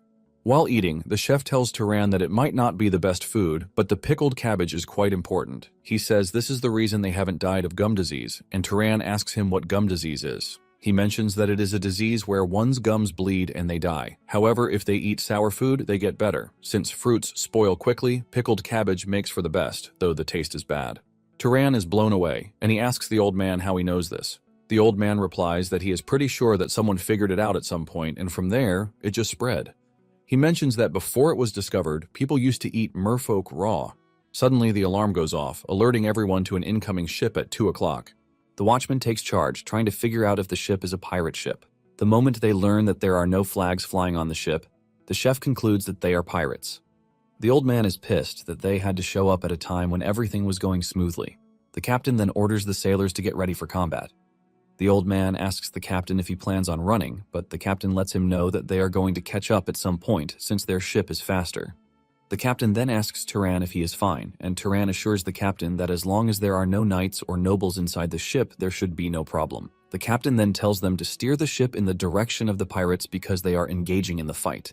The crew members start singing Turan's praises before he has even shown them what he is capable of doing. Moments later, the pirate ship reaches them, and the pirates start yelling at the crew members to surrender so that they can spare their lives. Turan asks the old man if this is true, and the old man tells him that if throwing them into the sea after cutting off their legs counts as sparing them, then they are telling the truth. Upon hearing this, Turan leaps onto the pirate ship, and the moment he lands on the ship, the pirates immediately know that there is trouble. Turan conjures water from the ocean and starts molding it into ice spears. The pirate leader sees this and freaks out, telling his men to kill Turan immediately. However, Turan already marks all of them for death, since they have been known not to be good people.